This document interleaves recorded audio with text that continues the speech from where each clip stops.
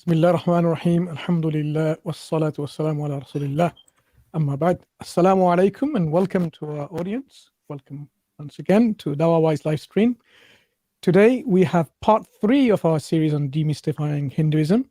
Our discussion, inshallah, today will focus on Islam and Hinduism, followed by next week as well by part 4, where we will be deep diving into medieval Muslim and Indian dynasties. But before I begin with an introduction, I want to just say Assalamu alaikum to our co-panelists. How are you, brothers? Assalamu alaikum. Wa alaikum salam. Hope everyone's keeping well. Very well, Jazakallah. Thank you. MashaAllah. So as we were saying, for those who have been following us in Dawah Wise, the series that we started on demystifying Hinduism, you know that we are attempting to lay down a foundation of understanding and empathy from which we can reach out to our fellow brothers and sisters in humanity in dialogue and mutual discussion. For many, by the way, Islam and Hinduism are two faiths or ways of life that could not be more distinct from each other. Simplistically, one tradition venerates images whilst the other completely shuns them. One worships the cow, as many people think, while the other sanctifies them. One embraces multiple deities while the other accepts only one, the absolute and unique. So as you must now realize, such oversimplifications, of course, are dangerous and disingenuous. They ignore the intellectual diversity, theology, philosophies, and histories of almost half of the population on planet Earth. So clearly, this demands a more nuanced, academic, and balanced discussion. We hope the efforts here at Dawah Wise, inshallah, will support that ambition. Fortunately, recent scholarship has attempted to do just that by drawing on insights from actual learned practitioners who identify themselves as practicing Muslims or Hindus, studying their scriptures and divine texts in the original languages, and appreciating the orthodox traditions with an open mind, integrity, and honesty. However, we must not forget that the Hindu-Muslim interaction is not a modern phenomenon. It didn't occur in a vacuum, but has been ongoing for centuries. Such complexities challenge the colonial administrative need for clear lines of identity, cultural demarcation, and categorization promoted by the British throughout the 2 centuries of direct and indirect rule across South Asia in particular, and the Indian subcontinent. In addition, the long-lasting damage caused by the influence of the British secularists, you have the Christians and other Westerners who took it on themselves to become the self-professed armchair experts in Hinduism and Islam, interpreting and deciphering centuries of knowledge as they saw fit. So inshallah, we will have today on our panel distinguished historian who will join us very shortly. I will introduce him anyway regardless. Brother is just running a bit late. He will join us inshallah. Brother Adnan Rashid, whom I'm sure many of you are already familiar with, a historian. He's a traveler, poet, author, bibliophile, and many of you would know that he's a numismatist, along with Brother Abid Ali, who's a graduate from LSE and a keen amateur historian who will join us to discuss Islam and Hinduism. So inshallah, we will go into this topic in depth, and we'll be going through exactly the historical context in which the discussion will take place, inshallah. So I want to just come back to Brother Muhammad. Those of you who have been following Brother Muhammad, not seeing who is Brother Muhammad is our co-panelist and part of our Dawah Wise team. I just want to introduce all our viewers to give him a very hearty, warm welcome to Brother Muhammad. Jazakallah, thank you. Well, I think the overwhelming demand to apparently see my face has now been satisfied. So, alhamdulillah, brothers and sisters, I don't like being in front of the camera.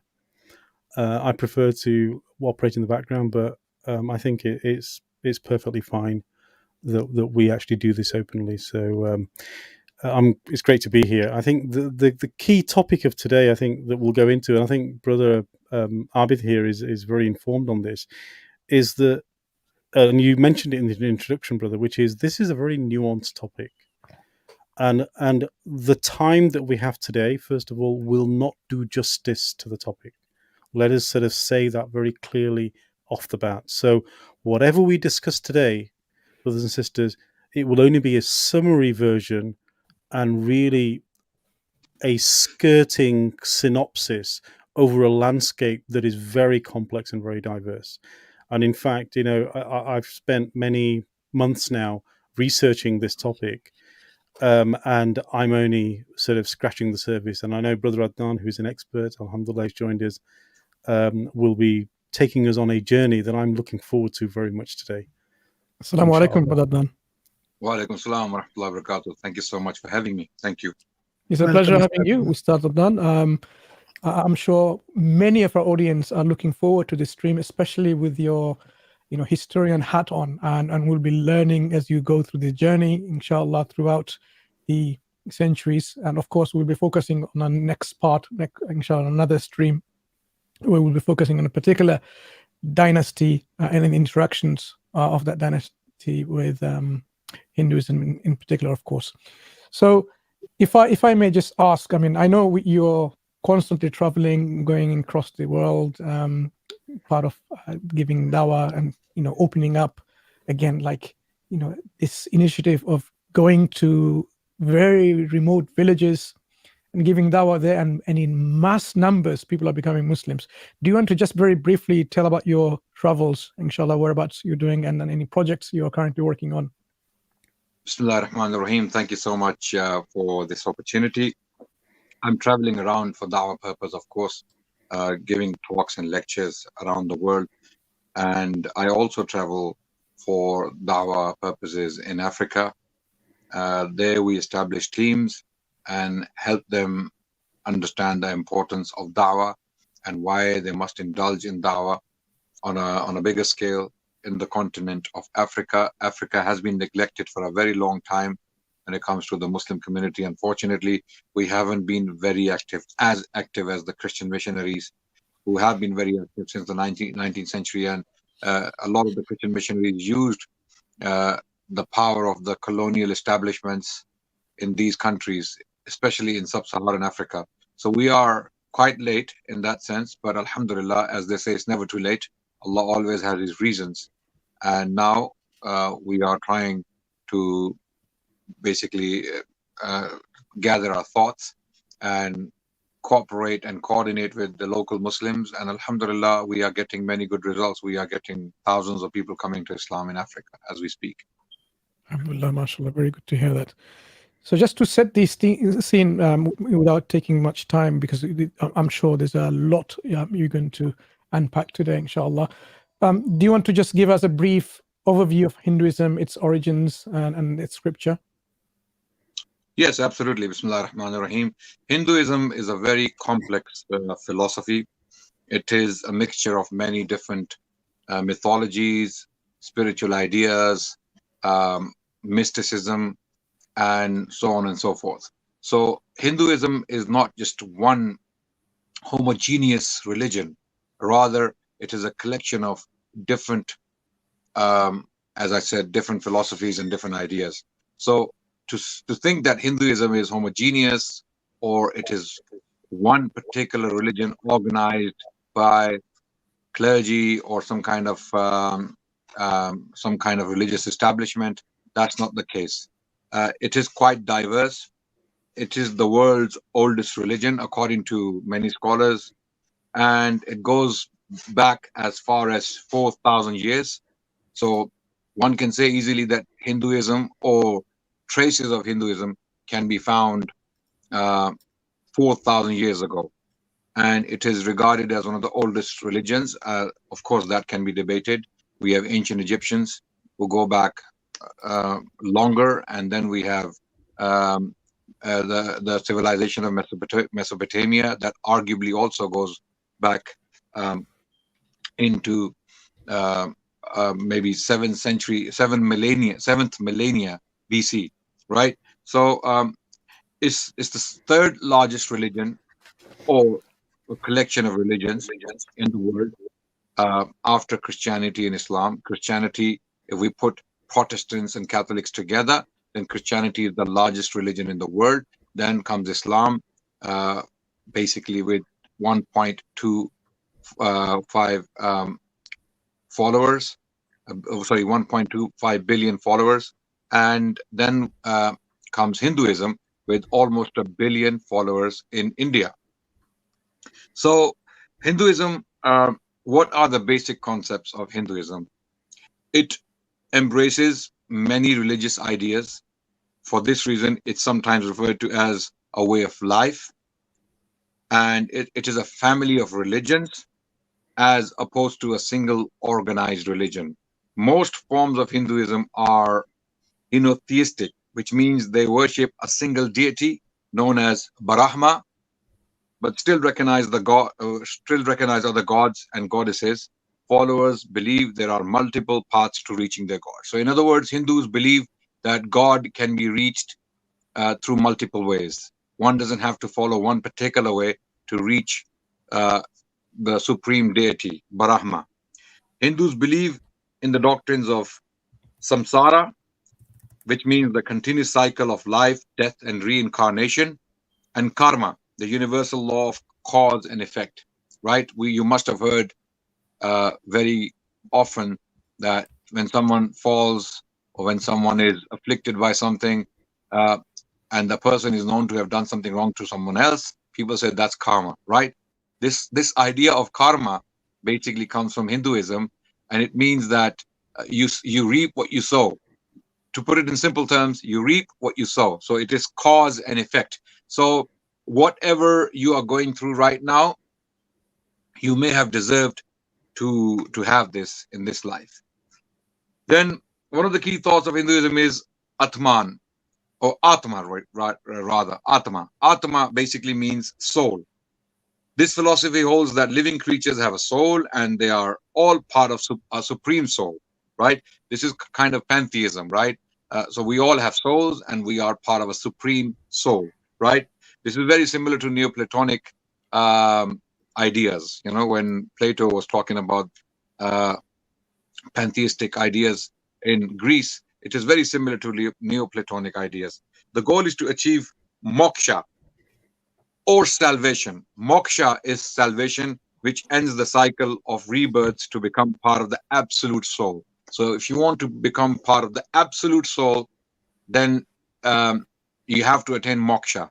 Okay, and moksha is attained by meditation, by good conduct, by honesty, and things like that, virtues like that, basically. One of the fundamental principles of the religion is the idea that people's actions and thoughts directly determine their current life and future lives. Hindus strive to achieve dharma. So dharma is also another form of excellence, which is a code of living that emphasizes good conduct and morality, right? So dharma basically means good conduct, being in a moral state of living, right? Or living in a moral state so that you can acquire dharma. Okay. Hindus revere all living creatures and consider the cow a sacred animal. So cow is a very sacred animal. This correction must be made that Hindus do not necessarily worship cows. This is a huge misconception around the world. And today, the session is to educate the people on this very complex philosophy, or a collection of philosophies rather, okay, called collectively Hinduism. Okay, Hinduism is a collection of philosophies, and because it is complex, it is very often misunderstood. And that's why today we want to highlight what Hindus believe in. And you know, we are not the first ones to do this, by the way. This has been done before by Muslim scholars on a very, very, very impressive level. For example, Abu Rayhan al-Bayruni was a very important Muslim scholar in the 11th century. He was a polymath. He was a master of geography, a master of history, mathematics, languages, religion, history, anthropology. He was a traveler. He was a travel writer. Okay. And in 1017, he had traveled to India, where he wrote a book on Indian religion. Okay, or Indian religions rather, right? So he studied the people of the land beyond the Indus River. Okay, so where was the boundary between what we know today as India and others, basically. Just a quick clarification. What language did he write in this book? Al-Bairuni wrote in Arabic. Okay. Kitabul Hind. It was Kitabul Hind. He wrote in Arabic, and it literally means the Book of India. Okay, it has a title, of course. It was a working title. Basically, the title was, and I will translate the title into the English language so that people can understand, a book pertaining to India with things rational and abhorrent, basically.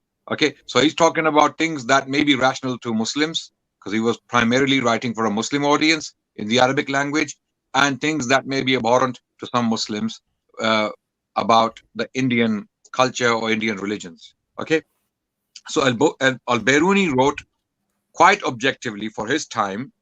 He was stating facts. It was an honest study of Hinduism, or a collection of philosophies called Hinduism, from a Muslim perspective. So Al-Bairuni was a very important person in that respect. In fact, his study of Hinduism or Indian religions or Indian philosophies was one of the first systematic treatments of this particular topic. Okay, studying Hinduism. Okay, and the field was later on called Indology. Indology, a study of India, basically, or Indian peoples or Indian philosophies. So so what we're doing today or tonight is in the same spirit. We are following Al-Bairuni's footsteps in studying a very complex set of philosophies that are very often misunderstood by Muslims. So this is partly to educate the Muslims on Hinduism, so that we can reach out to our Hindu counterparts around the world, indulge in dawah, call them to Islam with respect and honor and compassion, rather than hating on them, misunderstanding them, pushing them away, accusing them of things they don't indulge in, they don't believe in. So for that reason, for us, it is very important to know the Hindu people or Hindu Just a religion. question here, Ustad Adnan. How was this book received among the Hindus themselves, or the participants of this Sanatan Dharma? How did they receive that book? The problem is Hindus did not know the Arabic language, and Al-Bairuni's purpose was to write for his Muslim audience. Al-Bairuni was born in Central Asia. He received his basic education in Central Asia on Islamic theology, and then he moved later to Ghazni, the capital of the Ghaznavid Empire, ruled by Sultan Mahmud Ghaznavi, the famous invader of India. And Mahmud invaded India multiple times. In fact, he is the king who basically attacked the temple of Somnath and took the treasure with him.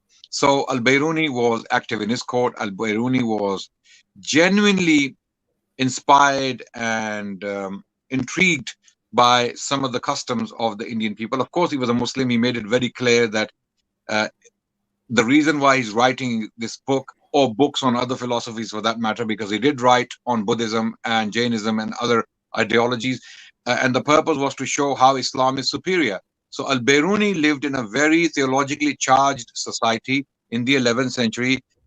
This was a very vibrant period as far as Muslim conquests were concerned, and a lot of Hindus were feeling hatred towards Islam and Muslims because of these invasions. So Al-Bairuni wanted to study this phenomenon. In many ways, a very similar situation to ours today. You know, there is, politically speaking, there is a lot going on in the Indian subcontinent, and it is very important for us to know Hinduism and Hindu philosophy so that we can better engage with our counterparts in that particular continent. Do you want to summarize some key points from Al-Bairuni for our audience, then, from his studies on this subject matter? One of the most important points that comes out from his book and his study is that Hindus are divided into two categories. Okay, the rich, the upper class, and the lower class, the poor. The rich are monotheistic. They worship one god called Brahma. Okay, and they are predominantly Brahmins.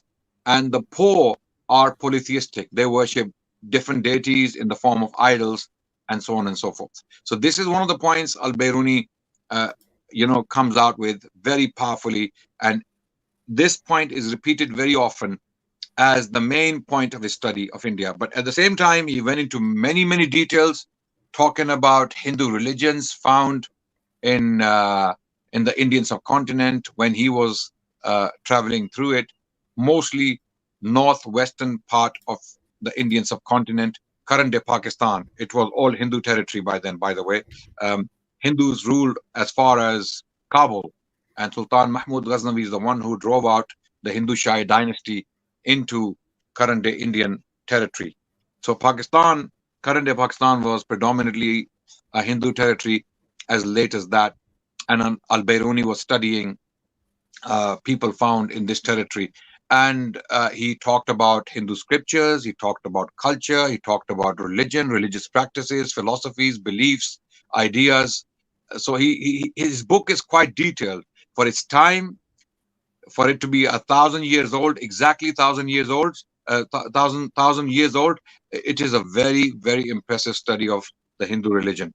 Okay, so I advise everyone watching to definitely study Al-Biruni's book. Of course, it's not 100% accurate, but it is a very impressive study. Looking at the limitations of those times, it is a very, very impressive study.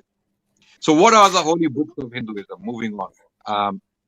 Mostly Hindus value many sacred writings as opposed to one holy book. So they don't have one holy book like the Muslims do, the Quran, or like the Christians do, the Bible, right? The primary sacred texts known as the Vedas were composed around 1500 BC, 1500 BC. So this is called the Vedic period. This is the classical age of Hinduism, when Hinduism was being formed and it was born at that point. Okay, not many people follow or accept this theory of Indo Aryan invasion of India or Indo Aryan migration into the Indian subcontinent. But the theory holds a lot of, there is a lot of evidence to support the theory. So these were a people who actually migrated to India from current day Afghanistan, from the root of Afghanistan, and possibly from Central Asia. Indo-Aryan people, they were called. And it is not known to this day whether the native Indian people influenced them into Hinduism or vice versa. It is not clear to scholars whether the Indo-Aryans brought Hindu influences with them, or what we call today as Hindu philosophies, or whether it were the native Dravidian people of the Indian subcontinent who are, relatively speaking, dark-skinned and have a very different look to North Indians. If you look at North Indians even today, they are lighter, relatively lighter skin. And when you look at the South Indian people, they are relatively darker, right? And this is because of this ethnic divide between the two groups, right? So the people you find in the South mostly are of Dravidian stock, and the people in the North, of course, with the other later ethnicities emerging in India, with the Persian invasions and with other migrations into India, Afghans, the Mughals, and the Rajputs, for example, or Hunnic invasions that took place in the 5th, 6th, and 7th centuries. And a lot of these Hunnic people later on became the Rajputs. This is another theory a lot of people. Sure. I just want to quickly mention, Brother Abid, feel free to join in a discussion when you have to. No, I was quite intently listening to Brother Adnan, and I did not want to interject, disrupt the flow. So, mashallah, it's quite a expanse to cover, and broadly, one key salient factor is the ability of what we call present-day Hinduism to absorb influences, ideologies, etc., and assimilate and refine them into what is essentially very Indian. So there has been an evolution over several millennia there have been multiple migrations, but what's remarkable is the ability to assimilate into an ongoing evolution of these philosophies. So it's quite correct that it's not actually a single religion. It's a family of interrelated faiths that have converged. So it's a spectrum. If you look at Hinduism in South India, even the temple architecture, as Brother Muhammad alluded to in a previous discussion, you can see differences, but at the same time you also see a flow in terms of how it just is a spectrum, really. So my understanding is, for example, the Vedas are very similar to the Gathas, which the ancient Persians had. And a lot of the deities and so on originated with the Indo Aryan migrations into subcontinent. So, for example, Indra and some of the other key deities are actually from the Eurasian steppes.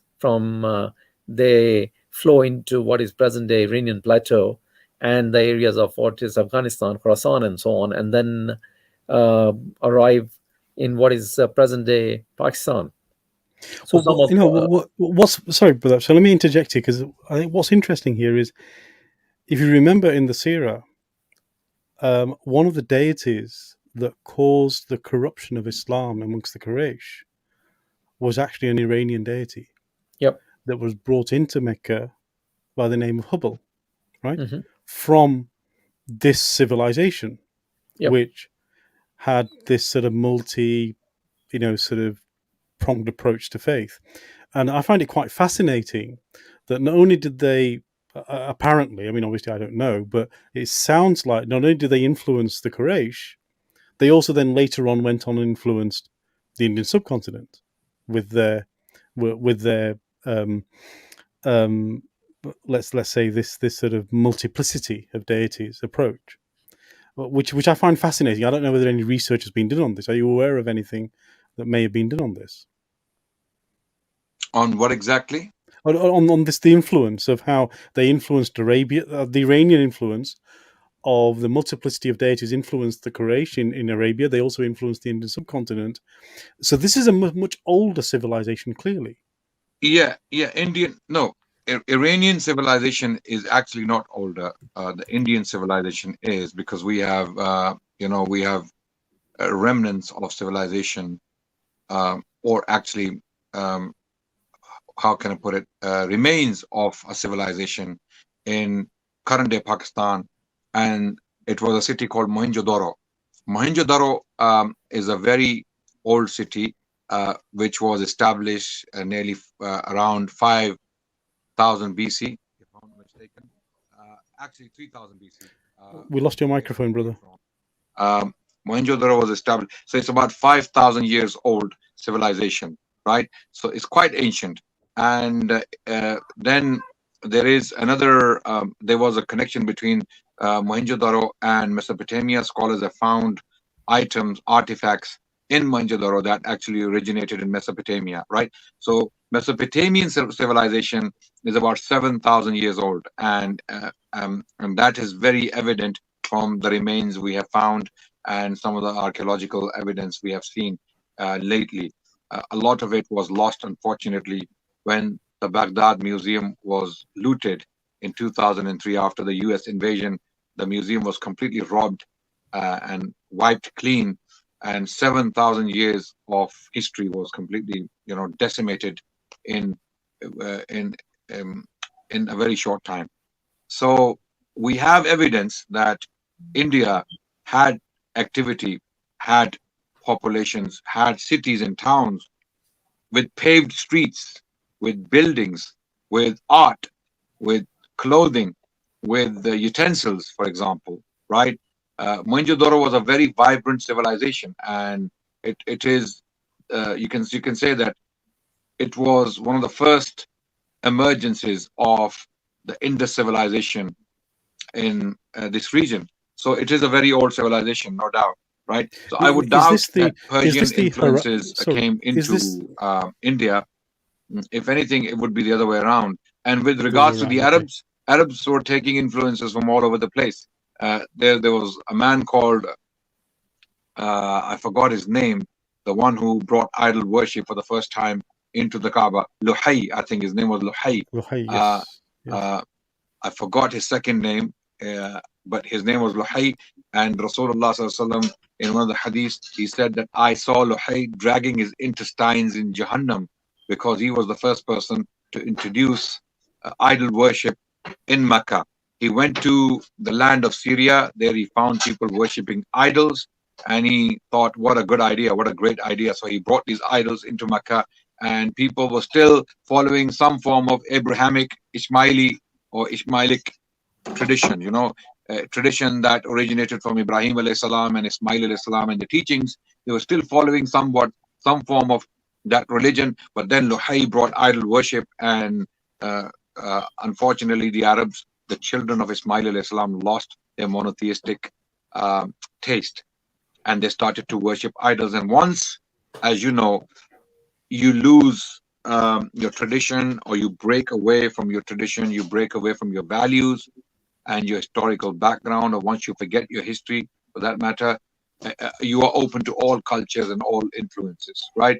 Yes. So what happened? The Arabs started to collect idols from all over the place, from any territory, and that resulted in that resulted in 360 idols in Mecca, in the Kaaba.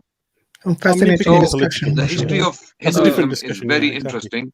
There is no doubt that Hinduism or philosophies within Hinduism have been influenced from other regions, from other cultures, from other peoples. There's no doubt. Scholars have written extensively. There are so many theories about it. Some are accepted, others are controversial, some are evidence-based, others are just based upon whims of scholars. So one can easily fall into a very complicated discussion on influences coming into India, influencing Hindu philosophies. Some of the influences are absolutely original to the land of the Indus Valley or the Indus River. We were having this brief discussion yesterday, and our brother Sheikh Abid, he described it very nicely, that the land of India is basically land beyond the Indus River, okay? And the other side of the Indus River is, if we put it crudely, is seen as the Middle East, although it's not the Middle East today, but geographically, in the ancient times, the river Indus divided the land between what we know today as India and the land beyond the river Indus. So even the word Hindu actually originates from Indus or Indo, right? And it comes from the river. That's why the term Hind has been used, geographically speaking, for this territory. And initially, the term Hindu or Hinduism was used as a geographical reference rather than a religious one. Okay, so it was always during the classical period of Hinduism or medieval period, Hinduism or Hind, the term Hind or Hindustan for that matter, because you can even find the term Hindustan in early Persian sources, even in Sassanid sources, you see the word Hindustan. It was used as a geographical reference rather than a collection of philosophies. It was only later on, during the British period, when the term Hinduism was used to describe Indian religions other than Islam and Christianity. Okay, so this is a very, very important distinction we have to understand, right? People think Hinduism is an ancient term that was applied to describe religions of Hindus or their philosophies. That is not true. Hinduism was always a reference to the geography or geographical location or geographical how can I put it, geographical location of the people of India, right? They were called Hindus. But it was only in the 19th century, during the British period, when the term was coined by the British primarily and some Hindus had no problem with it, adopting it. It was described, or it was used by the British establishment to describe the people of India other than Christians and Muslims. That's So, why we were describing. when I say in my talks that Hinduism was made by the British, people get shocked. People get a shock. People think, what? What are you talking about? It's one of the oldest religions in the world. Our philosophies go back 4,000 years, and the Vedic period was 1500 BC. Our scriptures are Vedas, and they were written somewhere around 1500 BC. What are you talking about? Have you lost your mind? So they don't actually understand what I mean by that when I say Hinduism was made by the British. I mean that the collection of philosophies we know today as Hinduism under one umbrella, the umbrella was created by the British. Previously, the people of India were divided by caste, by ethnicity, by culture, by languages, by geography, and so on and so forth. There was no one established, united entity called Hinduism. There was nothing like that. But when before we the British period, describing Hindus were divided, even during the Mughal period, right? When you look at the Mughal chronicles in the Persian language, what do you see? Hindus are described as the Marathas, okay, or as the Rajputs. And they are, if you look at both groups, they are Hindus, right? But why are they separated by these titles? The Rajputs are different to the Marathas and vice versa, okay? So previously, even as late as the Mughal period, we're talking about 18th century, we're talking about 17th century, the Hindus were described by, or they were referred to using their geographical location, their languages, their culture, and even their caste and the ethnicity, right? So this is something very important for all of us to understand, that the term Hinduism was coined Not sure whether you can describe Hindu you can hear us, brother Adnan. Just Can you hear us, brother Adnan? Just circling back to, I think, just circling Brother back Muhammad, to the muted. question. Did you say something? Can you hear us? I'm not muted. Can you We hear cannot us? hear you. I don't think you Alright. can You hear hear me? any of us, Adnan. I don't You think can't you can hear hear anybody any of then. us. Can you hear I think us? you have a problem, brother, on your I side. cannot hear any of you. Yeah, yes. Oh, You have a dear. problem with your mic, maybe. Can you check your mic, please? Oh, okay. Sorry, 1 second. Just Let me come referring back in. While Brother Yeah, yeah. Adnan is doing that, I just want to put this on the screen. So Sure. I think we talked about Indus civilization. Yeah, no, just let- referring briefly back Go to ahead. what Brother Muhammad was saying Yeah, about the introduction of Hubal. And then Brother Adnan proceeded with referring to ibn Luhay, who was actually a leader of the Khuzza tribe. And indeed, he was responsible for bringing back two deities from what is present-day Syria, the Syrian region. And that was, Lat and Uzza, what was then later described as the daughters of Hubal. Hubal was the chief idol or deity. It was in a human form, apparently with a broken hand, which was replaced with a golden one.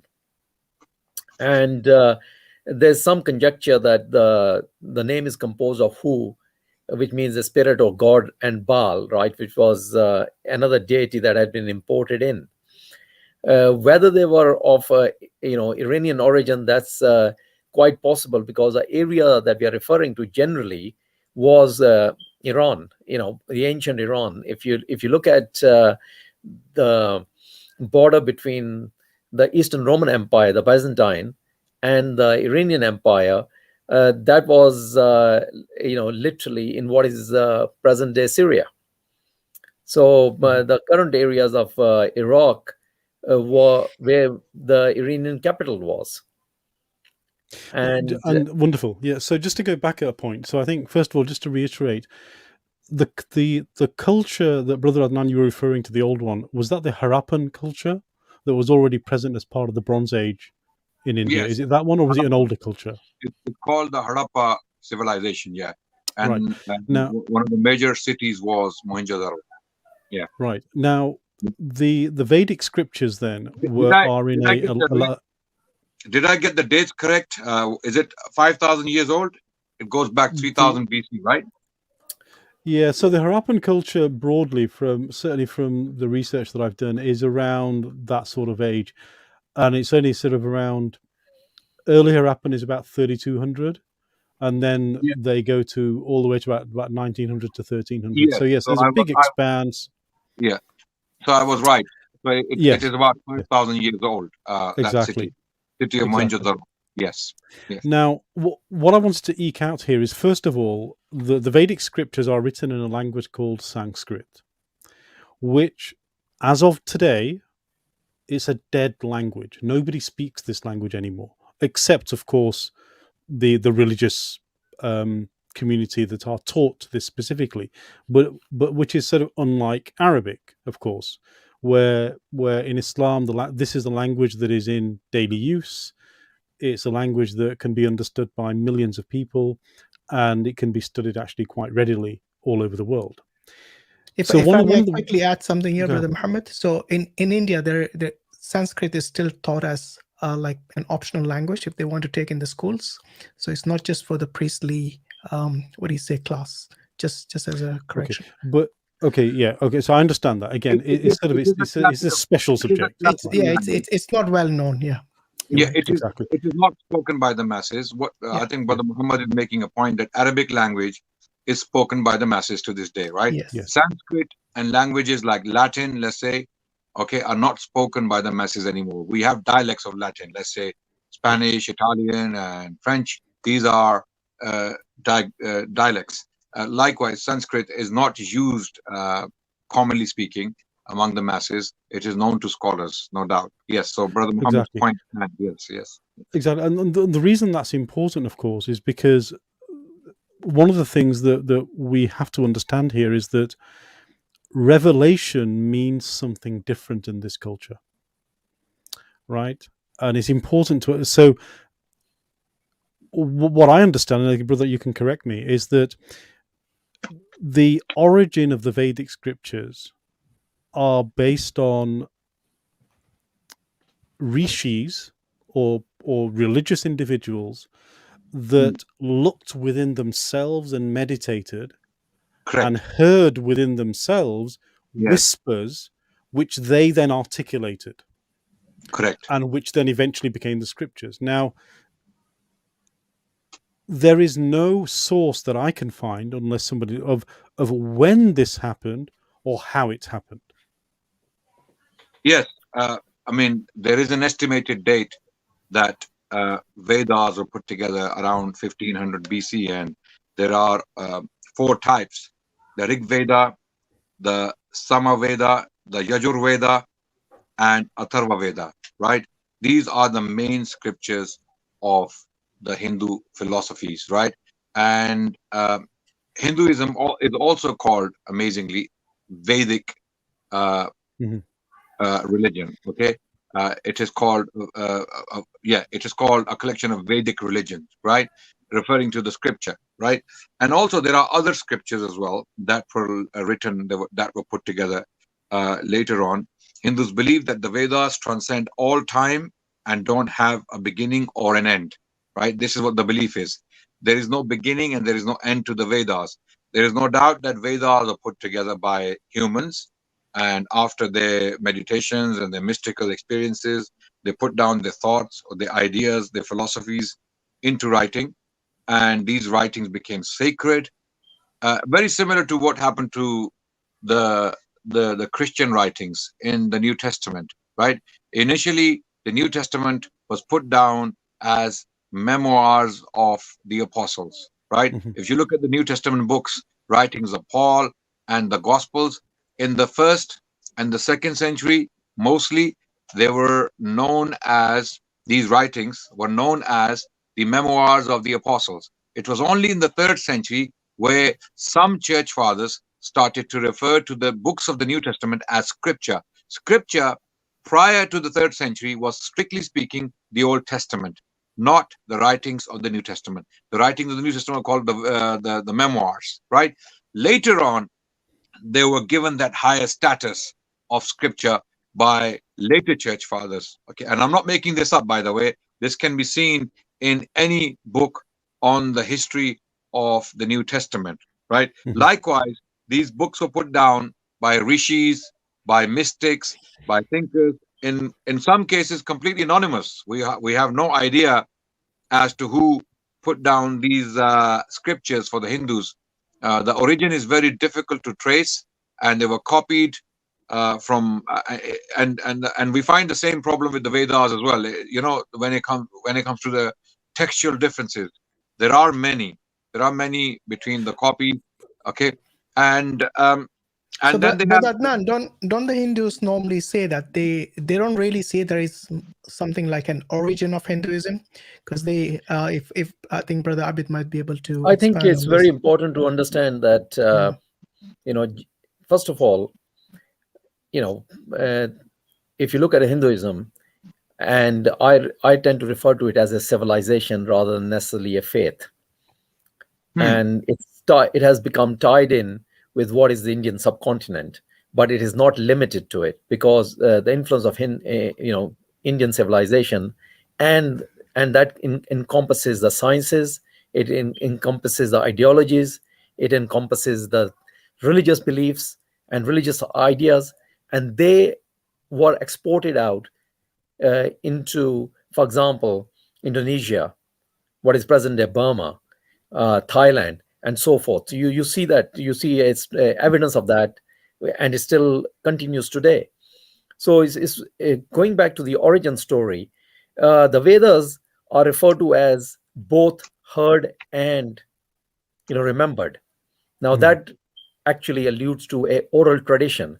Once upon a time, when you did not have paper to capture, your scriptures, transcribe them, or you did not want, even if you carried them on parchments and vellum and so on, the fact was that as you are migrating and moving, they're very easy to lose, or often they got destroyed.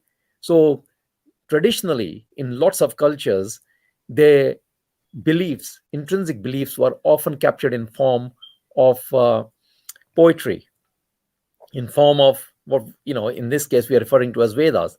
They were sung. They were heard. That's why it refers to it as recital, right? They were heard and they were remembered. Mostly, now, these are poetical collections and hymns. Yes, and this is where, and this is the same thing. Exactly, the word I was coming to was hymns. Yeah. In the case of tradition, if you look at the Christian traditions, they're referred to as hymns. If you look at the tradition with the Indo Aryans, they refer to them as kathas, and there are about 17 of those. Quite some of them quite obviously quite lengthy, and the ideas on those are very similar to what you have in the Sanskrit Vedas. Sanskrit and early Persian were cognate languages. They are mutually understood. In fact, right, if you want to research early Persian, you have to rely upon Sanskrit, as simple as that. So one key theme we cannot ignore is migration. People have continually migrated over millennia. They are moved around. We are an example of that. Today we are living in countries quite far from where we originated in the recent past, and that has always been true. So there was a movement, there were cultural encounters, and there were exchange of ideas, technologies, philosophies. So somehow we would like to create origin stories that this is only from within India, or this is only from within Arabia. The reality is there has always been exchange of ideas, exchange of products, exchange of technologies, and then they become widely appropriated.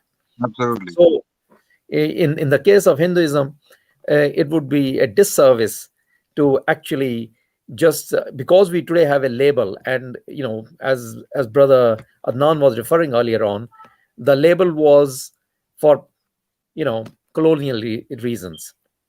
If you look at birth certificates across the subcontinent, whether it's Pakistan, India, Bangladesh, you'll be quite shocked. They refer to caste, they refer to religion, they refer to gotras. They actually went to town trying to make sure that they divided people up and identified them as such. So it was quite useful to have these labels.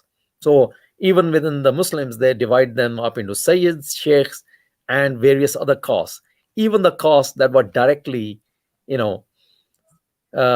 taken from their earlier Hindu reversions, right? So, for example, Muslim birth certificates state the caste of Rajputs, and within that, the subcaste as Rajputs. And then you can find the same ones for those who are, basically recorded as Hindus.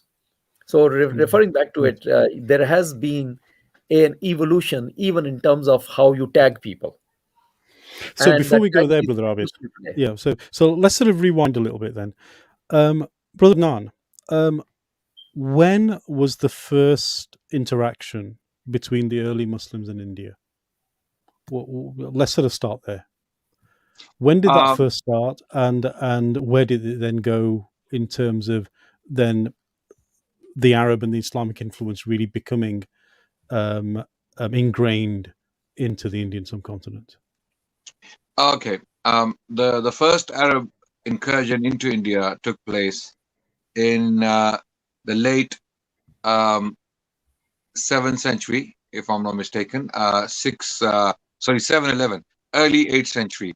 It was 711, the year 711, 92 Hijri. It was early 8th century when Muhammad bin Qasim landed in current day India, or the Indian subcontinent rather. At that time, it was called India. Today is Pakistan.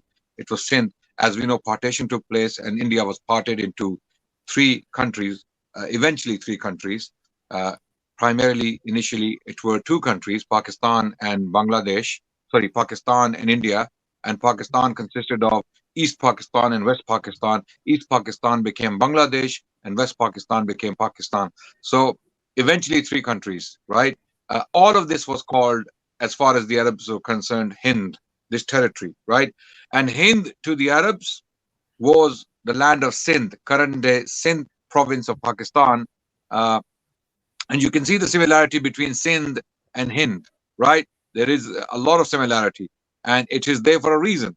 It is there due to the etymology of the word Hind. It is very, very similar to the word Sindh, and Sindh was a word used later on, of course. But when the Arabs minted their coins in this territory, they used the mint name Hind. There are coins minted in the Indian subcontinent, current day Pakistan territory, okay, and the mint was Al Hind. Okay, I have seen coins with my own eyes that were minted in this territory. So the Arabs came here in 711 CE, 92 Hijri, when Muhammad bin Qasim, for whatever reasons, he came here. I mean, there are many theories as to why Muhammad bin Qasim even came to the Indian territory in the first place, right? But when he came, primarily he was dealing with Buddhists as well as Hindus, right? Hindus were ruling, and Buddhists were seen as the oppressed class, and many Buddhists actually took sides with the Muslims. They joined the ranks of the Muslims against the Hindu rulers, because Hindu rulers were very oppressive towards the Buddhist population of Sindh territory. And one of the reasons why this expansion was so rapid was the support of the Buddhist masses. So this was the first military encounter between, or significant military encounter between the Indians and the Arabs, right? And then the Arabs established. Yeah, sorry, go ahead. My understanding is that even in pre-Islamic times, there was maritime trade that the Arabs carried out. Yeah, that took them to the coast of, obviously, what is present day Sindh and Gujarat and the Malabar coast, and even Sri Lanka, and further afield along the coast, because normally most of the maritime trade, as they had with East Africa and places like Zanzibar and so on. So this maritime trade was nothing new. And the earliest arrival of Islam was actually in the lifetime of Rasulullah. I was talking about military incursion of the Arabs. I was coming to that, right? Actually, the first military incursion into what is present-day territories of what you may call Pakistan was in the time of Umar bin Khattab radiallahu anhu. And there is, in fact, a mosque, the remnants of a mosque in Balochistan. And the orders from Umar bin Khattab radiallahu anhu was, when the reports were sent back of the type of terrain and the geography, and it was pretty hostile, and there wasn't much to be gained. When the reports were sent back, he ordered that they should not go any further. So that was the, but very soon afterwards, in the Umayyad time. Abid Bhai, that was strictly speaking not Indian territory. That was more Sasanian territory, Sassanid territory, because you're talking about Sijistan. Sijistan was also called later on it was called Balochistan, but initially you're talking about Sijistan. No doubt. No, I think we are just on the same page. The point I was about to make is that it was still within, on the western side of Indus. So technically, that area was not part of what we would call Al-Hind. So, yes. I totally agree, right? That because is essentially, but arrival of Islam in subcontinent, it would be a disservice, right? Because it first arrives in the south, literally in the south, on the Malabar coast, etc. And even those in Gujarat actually make a claim that their mosque is actually older than the one of Malik ibn Dinar, who took Islam to Malabar coast in the life of Rasulullah Sallallahu Alaihi Wasallam himself. I think is that the Cheraman Mosque? Yeah, that's the Cheraman Mosque. Okay. I have come across this claim, the masjid, which is attributed to Malik bin Dinar, and there is another masjid in Guangzhou in China, which is attributed to Sa'd bin Abi Waqqas. I think these claims cannot be substantiated with evidence. Unfortunately, there is no evidence. There is no direct evidence to this effect. But coming back to the incursions, the Arabs, the first significant incursion that took place within the Indian territory, India proper. When we say India proper, I mean not the borderlands like Sijistan, as Brother Abid was referring to it. Sijistan was, strictly speaking, seen as the Persian territory or Sassanid territory, and no doubt Umar bin Khattab radiallahu anh, in his period, incursions were made into that territory, and then Uthman bin Affan. In fact, there were coins minted in Sijistan during the reign of Uthman radiallahu anh, and later on Muawiyah radiallahu anh. Okay, I have one of those coins in my possession, in my private coins collection from the period of Muawiyah radiallahu anh, and the mint is Sijistan. So Sijistan is Sassanid territory. So moving forward, after this, the Arabs established a stronghold in the Sindh province, and they remained in Sindh for nearly 300 years. Of course, there was a lot of back and forth going on. The Ummayyids had lost interest because of the collapse at the center, right? And then the Abbasids reinitiated the whole process of taking back the land that was initially taken by the Ummayyids. And then Abbasids established two cities called Mansura and Mahfuza, right? And these cities, the exact location is unknown, unfortunately, but they were somewhere near Karachi. The city of Karachi is basically a landmark where one can, look at one of the biggest cities in the Sindh provinces. In fact, it is the biggest city of Pakistan, Karachi, to this day, right? And Karachi was a very small town, even as late as the 19th century. It was a very small town. It became big after the partition had taken place, and many migrants from India, they made their way to Karachi, and lo and behold, Karachi became Karachi, right? But very close to Karachi, there was a city, there was a capital of Raja Dahir, the ruler of Sindh at the time. His capital was called Dabal, and Muhammad ibn Qasim had attacked Dabal, and he had taken Dabal. Later on, two cities in particular are mentioned in historical sources that became Muslim strongholds. One was Mansura, and the other one was Mahfuza, right? And the Arabs ruled thenceforth from these two cities. And later on, in the 9th century, the Ismailis somehow, they ousted the Abbasids, and they took hold of power, right? So the Ismailis were well established in Egypt in the form of the Fatimids, and then some in Yemen, and now this was another stronghold of Ismailis in the Indian subcontinent, and they were doing the da'wah very, very actively. And this is one of the reasons why Sultan Mahmud Ghaznavi initially invaded the Indian territory because he was advised by the establishment, the caliphate in Baghdad, to basically neutralize the Ismaili threat, which had taken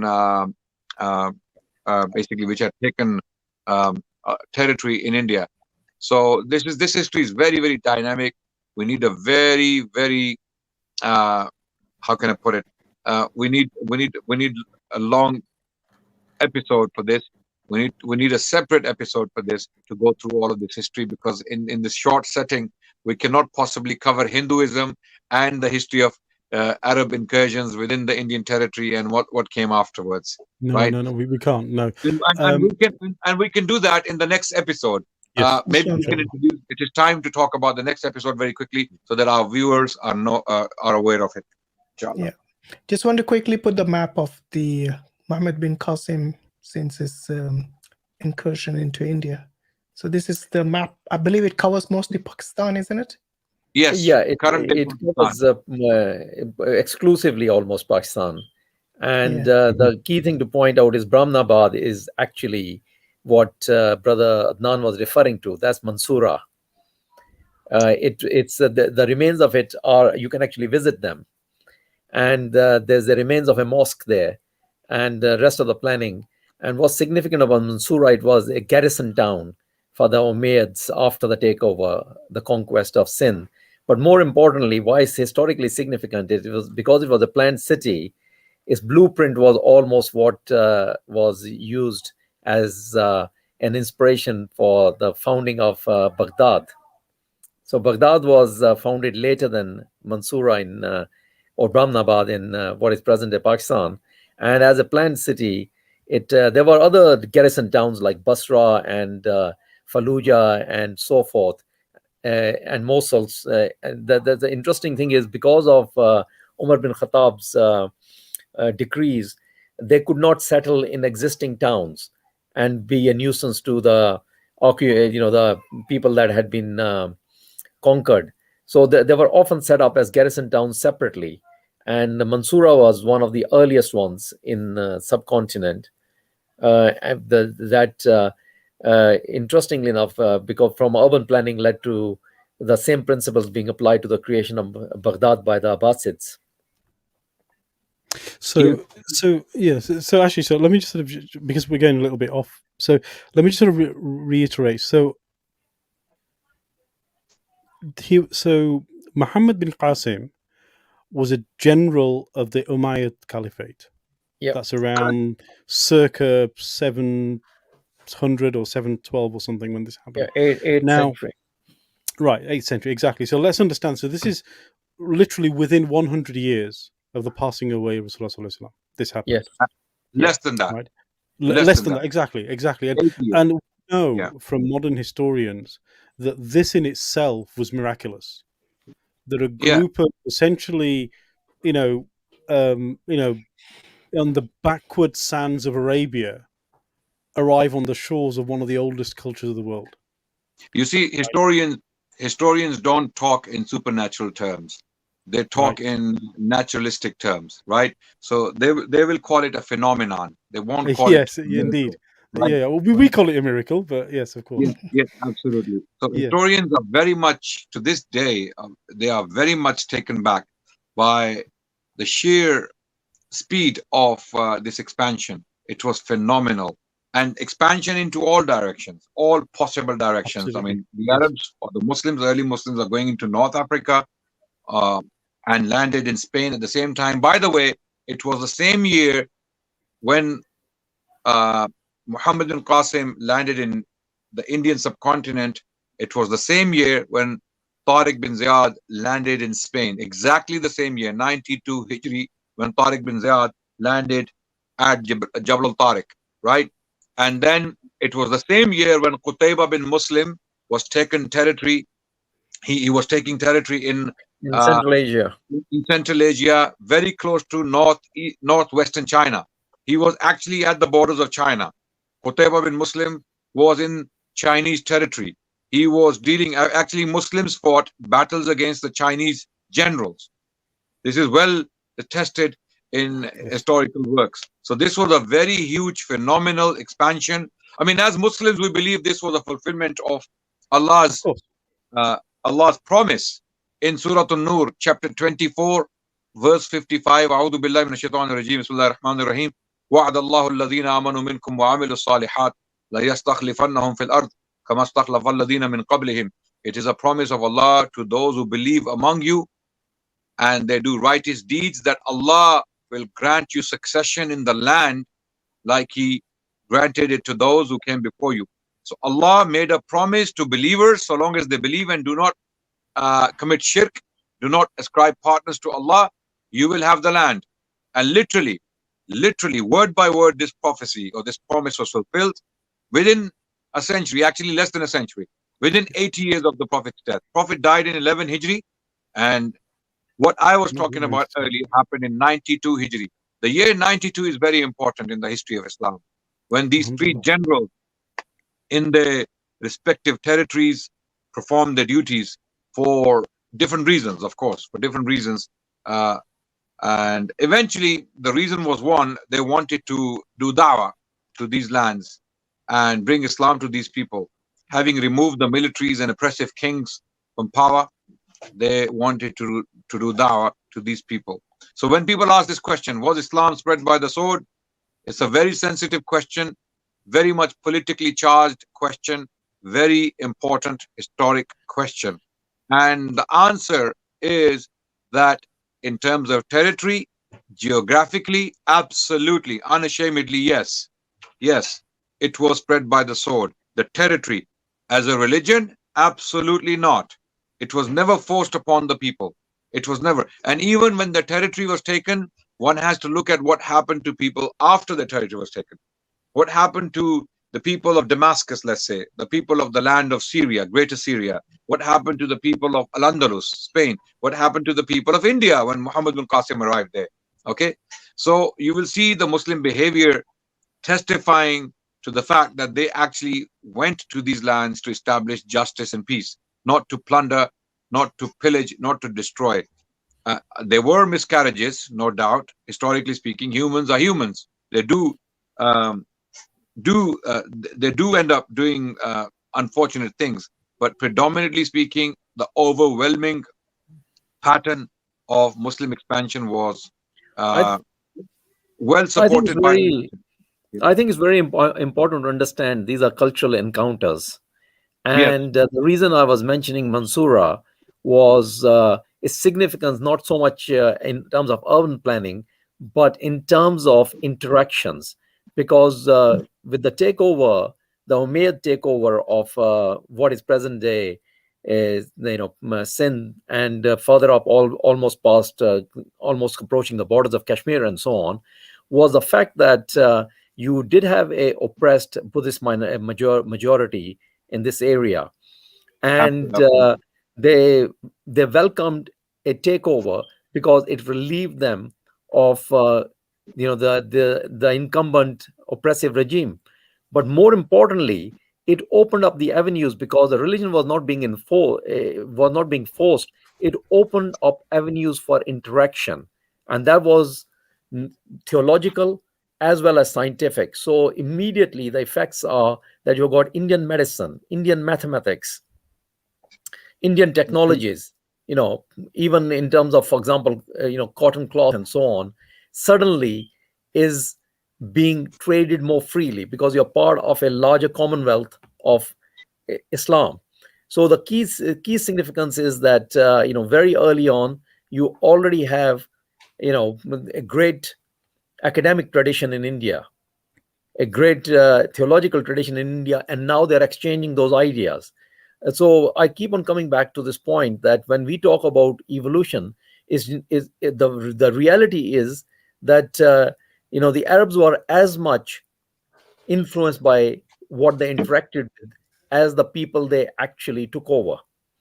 So which is to be expected, of course. And the religious exchanges comes out of it, right? We have lost that tolerance, right? We have lost that openness in exchanging those ideas. These people were very open to exchanging those ideas. They were very open to visiting, for example, the Buddhists and saying to them, hey, you can carry on with your religious beliefs without any disruption.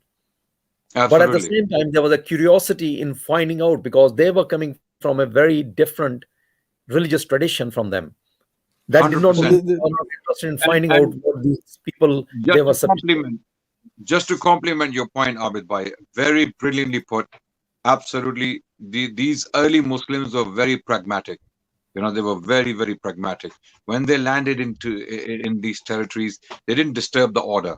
They didn't disturb the religions. They didn't disturb the social fabric of these countries. They didn't disturb the trade. They didn't disturb the culture, for that matter. They kept revenue collection, more importantly. Exactly. And even the currency. This is the point I wanted to make. Something that's very dear to my heart. Early Islamic numismatics. I'm a coin collector, so I look at early Islamic coins. What do they look like? They are upon the model of the Sassanids or the Byzantines. The Arabs, when they were in the Byzantine territory, the Muslims, early Muslims, they kept the currency, and what they did was they removed the polytheistic elements and put the Shahada on it, just to highlight that, okay, we are here now, we are the ones who are running the state, so therefore our currency. But the weight standards, the metal value, the metal purity wasn't touched, wasn't changed, right? It was only later, when they had fully established themselves in these lands, that the Muslims initiated their own independent, unique currency during the reign of Abdul Malik bin Marwan, right? So even the Sassanid currency wasn't changed. The drachma or dirham of the Sassanids, with the portrait of the king. In some cases, it was Khusro II. In other cases, it was Yazdjad III, the one who was removed from power. Their portraits, amazingly, not many Muslims know this, by the way, their portraits remained on the early Islamic coins, and all the Muslims did was they added Bismillah on the margins. So the coin was exactly the same. The die was exactly the same. The die engravers, the money makers, were exactly the same people. In fact, as late as the Abbasid period, not many people know this.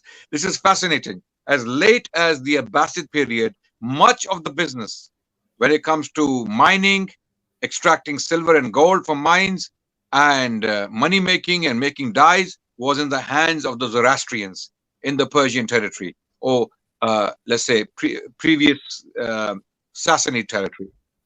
Okay, and the early Muslims were very pragmatic when it comes to state affairs. Statecraft and governance was very much.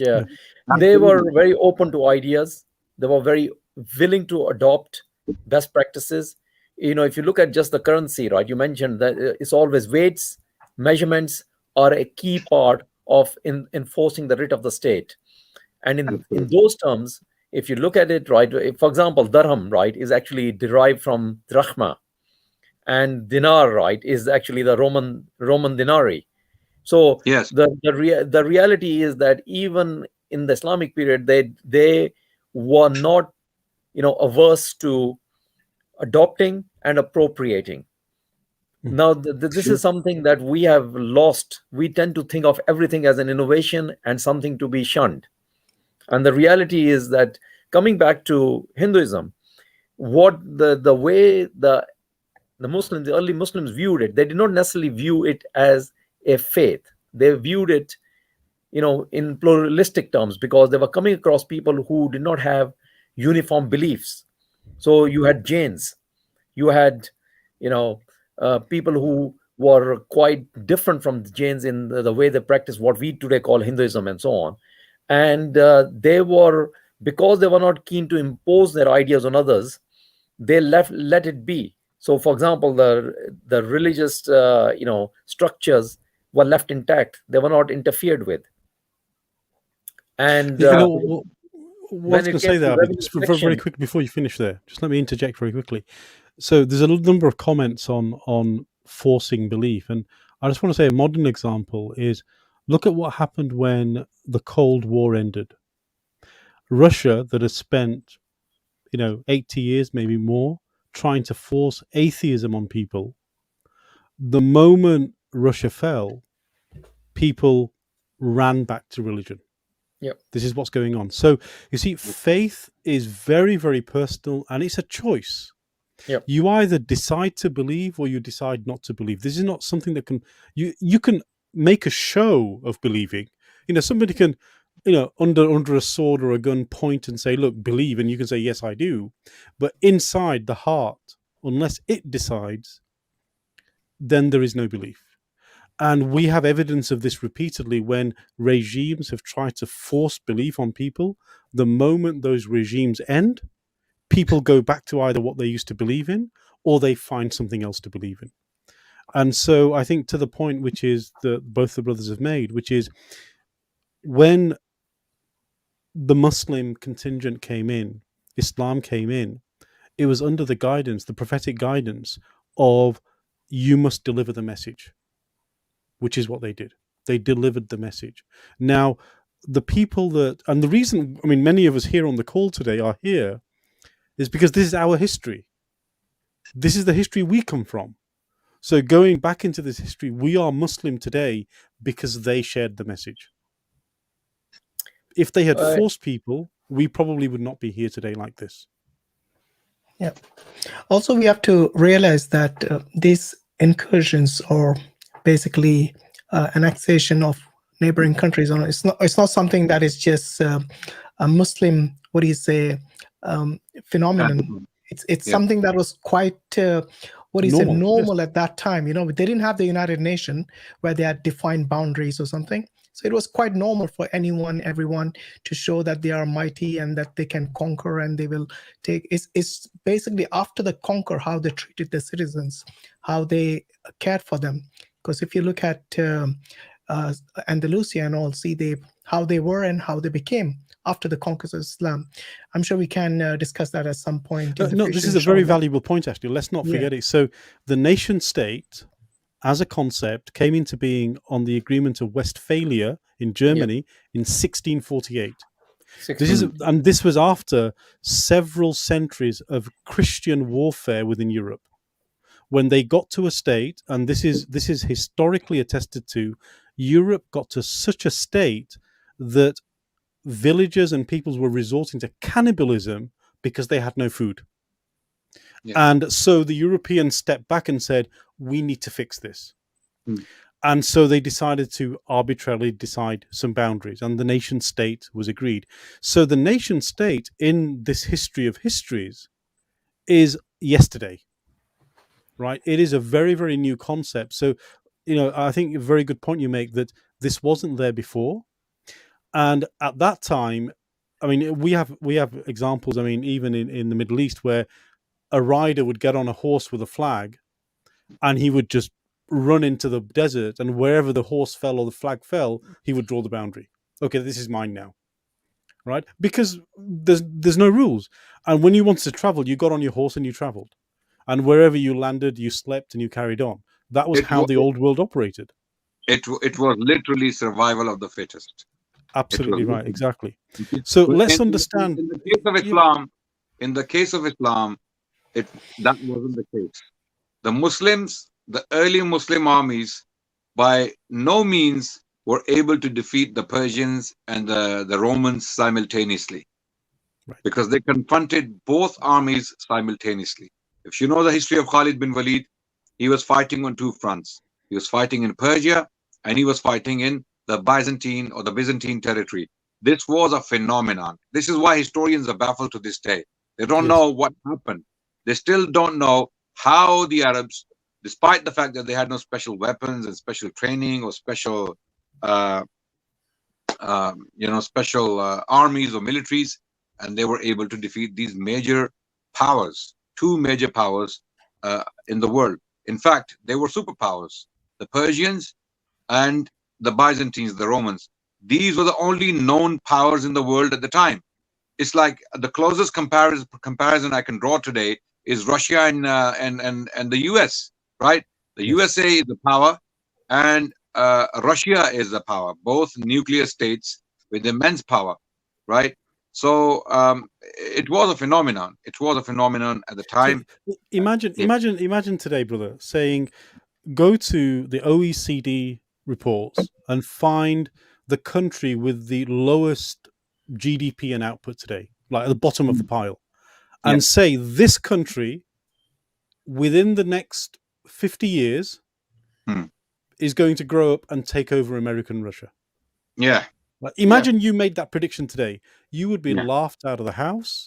People would think it was a comedy show. Not yet. This was the prediction that Muhammad made. I think one thing that when they were at their weakest. Yes. I think one thing we tend to forget is take the Eastern Roman Empire, the Byzantine. It was, a flag carrier for Christianity. Yes. And if you look at the Sassanid Empire, they literally were the flag carriers for what could be described as the Persianate, influence, right? Because it covered a very large territory. Right. What they encountered was essentially basically the arising or the eruption of what was a religiously driven ideology. And when you have Khalid bin Walid encountering the Persian, taking on the Persian Empire, the first three encounters, the first three wars are literally fought with three armies which were over 125,000. These were standing armies. These were not voluntary. This is a discussion for another day. Inshallah. We'll discuss this. But I want to get on to now. So we moved now then from Muhammad bin Qasim, and it's several centuries later now, the Ghaznavids and the Abbasid Caliphate now comes in, Brother Adnan. So really now, what is the importance of this? Why is this another major sort of historical, let's say, milestone in the history of India? The transition from the Ummayyids to the Abbasids? Yes. The transition was mainly caused by the Ummayyid collapse at the center. The Ummayyids were ousted by the Abbasids in 132 Hijri, which corresponds to 750 CE, approximately 750 CE, when the last Ummayyid caliph was basically removed and killed eventually. And the Abbasid revolution took over pretty much all of the Umayyad lands except Spain, except Al-Andalus, where another Umayyad prince, one of the grandsons of the Caliph Hisham bin Abdul Malik, he established another Umayyad Dawla or state in Spain, which later on became the Umayyad Caliphate of Spain. Initially, it wasn't a caliphate. Abdurrahman I never claimed to be a caliph. He was just an emir, right? But the Abbasids took all the Umayyad territory from India, let's say, to North Africa up to Morocco.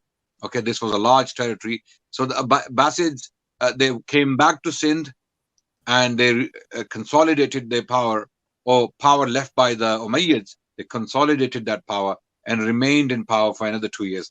So there were many early Abbasid emirs.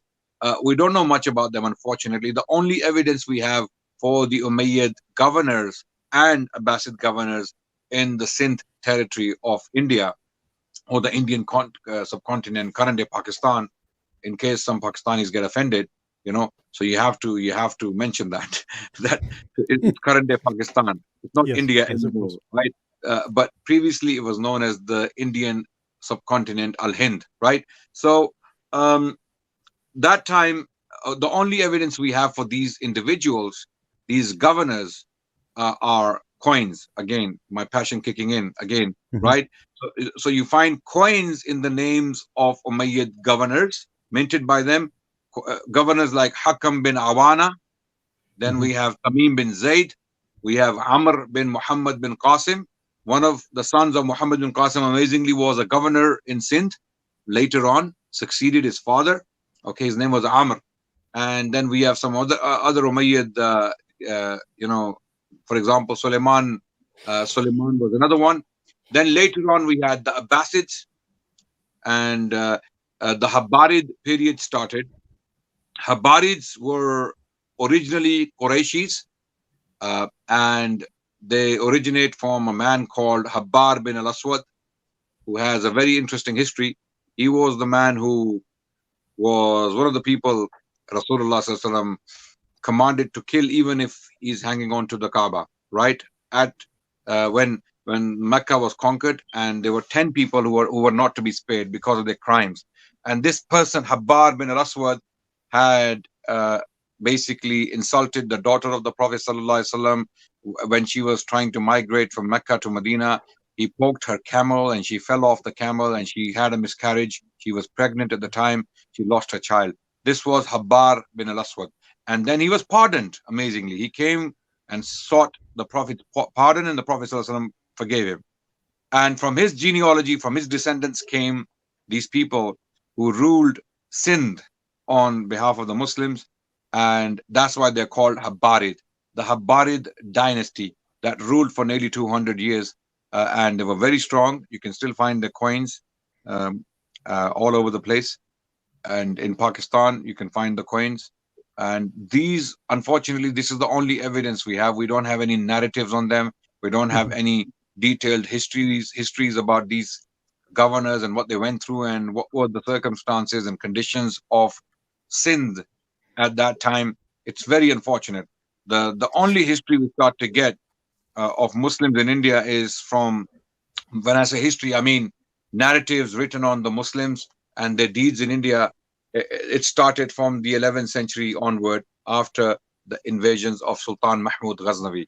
And then we had later on the Delhi Sultanate in northern India, established by the Turkic slaves who originated from Central Asia, and they were brought to India by a sultan called Muhammad bin Sam Muizzuddin Muhammad bin Sam Ghori, right? So it's also, sorry, just before you go, it's also true, I mean, let's not forget that at this point there was also quite an influence from the Turks who entered the Abbasid Empire, and really initially at low levels, but eventually they also became part of the ruling class. So, you know, let's sort of, I think, be fair to the influence here as well, that as we go through this history. Initially, we don't find that influence in India. For the first 300 years of Arab rule in India, we do not find that Turkic It is influence. the Middle Eastern Arab influence, primarily. Later on, with Mahmud Ghaznavi. Mahmud himself was Turkic. He was from the Turkic slave class, freed slaves or Mawali. He was from the Mawali class, and these were clients of a dynasty called the Samanids. It was a Central Asian dynasty called the Samanids, and then they freed themselves from basically this clientship, so to say, and then they became independent. So Sabuktagin, the father of Mahmud Ghaznavi, established a state in Ghazni, and then Mahmud took over, and then lo and behold, for the next 200 years, this was a very strong dynasty until it was ousted by the Ghurids, who came in the 12th century. Right? Yeah. I just want to remind everyone that inshallah there'll be a Q&A at the end of this stream. So priority will be given to those who are Hindus. So please get your questions ready, inshallah, and make sure it's relevant to the topic. But before we go to Q&A, because we have kind of digressed from the topic of Hinduism, I want to quickly mention a few important points. Because what we have done, we have gone from Hinduism into Islam's entry into India, which is, of course, an important topic, a very interesting topic, but it's a separate topic. So Hindus, they worship a number of different deities. I want to mention this very quickly. And what are these deities? For example, Brahma. Brahma is the supreme deity who is one God who created the heavens and the earth, the God responsible for the creation of the world and all living things, right? Then Vishnu is another deity the Hindus profess belief in, the God that preserves and protects the universe. Then we have Shiva, the God that destroys the universe in order to recreate it. Then we have Devi, the goddess that fights to restore Dharma. Then Krishna, the God of compassion, tenderness, and love. Then we have Lakshmi, the goddess of wealth and purity. Then we have Saraswati, the goddess of learning. So these are some of the famous, well-known deities within the Indian subcontinent today. So you will see many Hindus from different persuasions will be worshipping a different deity. They will be devotees of one of these deities. Okay. And of course, there are more. But this is a very basic list of what the Hindus, and their places of worship are called temples. The temples are called mandirs, where they do puja. Puja is basically worshipping, and there is no set time for puja. There are festivals, of course, when Hindus celebrate their holidays. Diwali is one of them. Okay, Holi is basically a festival celebrated in spring period, springtime, and it's called the Festival of Colors, where Hindus get together in crowds and they throw colors at each other to celebrate. And also, there are sects of Hinduism. Hinduism also has sects. And there are many sects, but 4 major sects are, for example, Shaivism, followers of Shiva, Vaishnava, followers of Vishnu, then Shaktism, followers of Devi, and then Samartha, followers of Brahma and all major deities. Okay. Some Hindus elevate the Hindu Trinity, for example, which consists of Brahma, Vishnu, and Shiva, right? So some Hindus worship a trinity of these 3 deities. Others believe that all the deities are manifestation of one. And we would like to highlight that this is pure mythology. All of these deities and the stories are found in some of the Hindu scriptures. For example, scriptures like Mahabharata. There are stories of Hindu deities and their deeds are mentioned in scriptures like the Upanishads. Okay, it's a collection of writings on Hindu ideals and philosophy.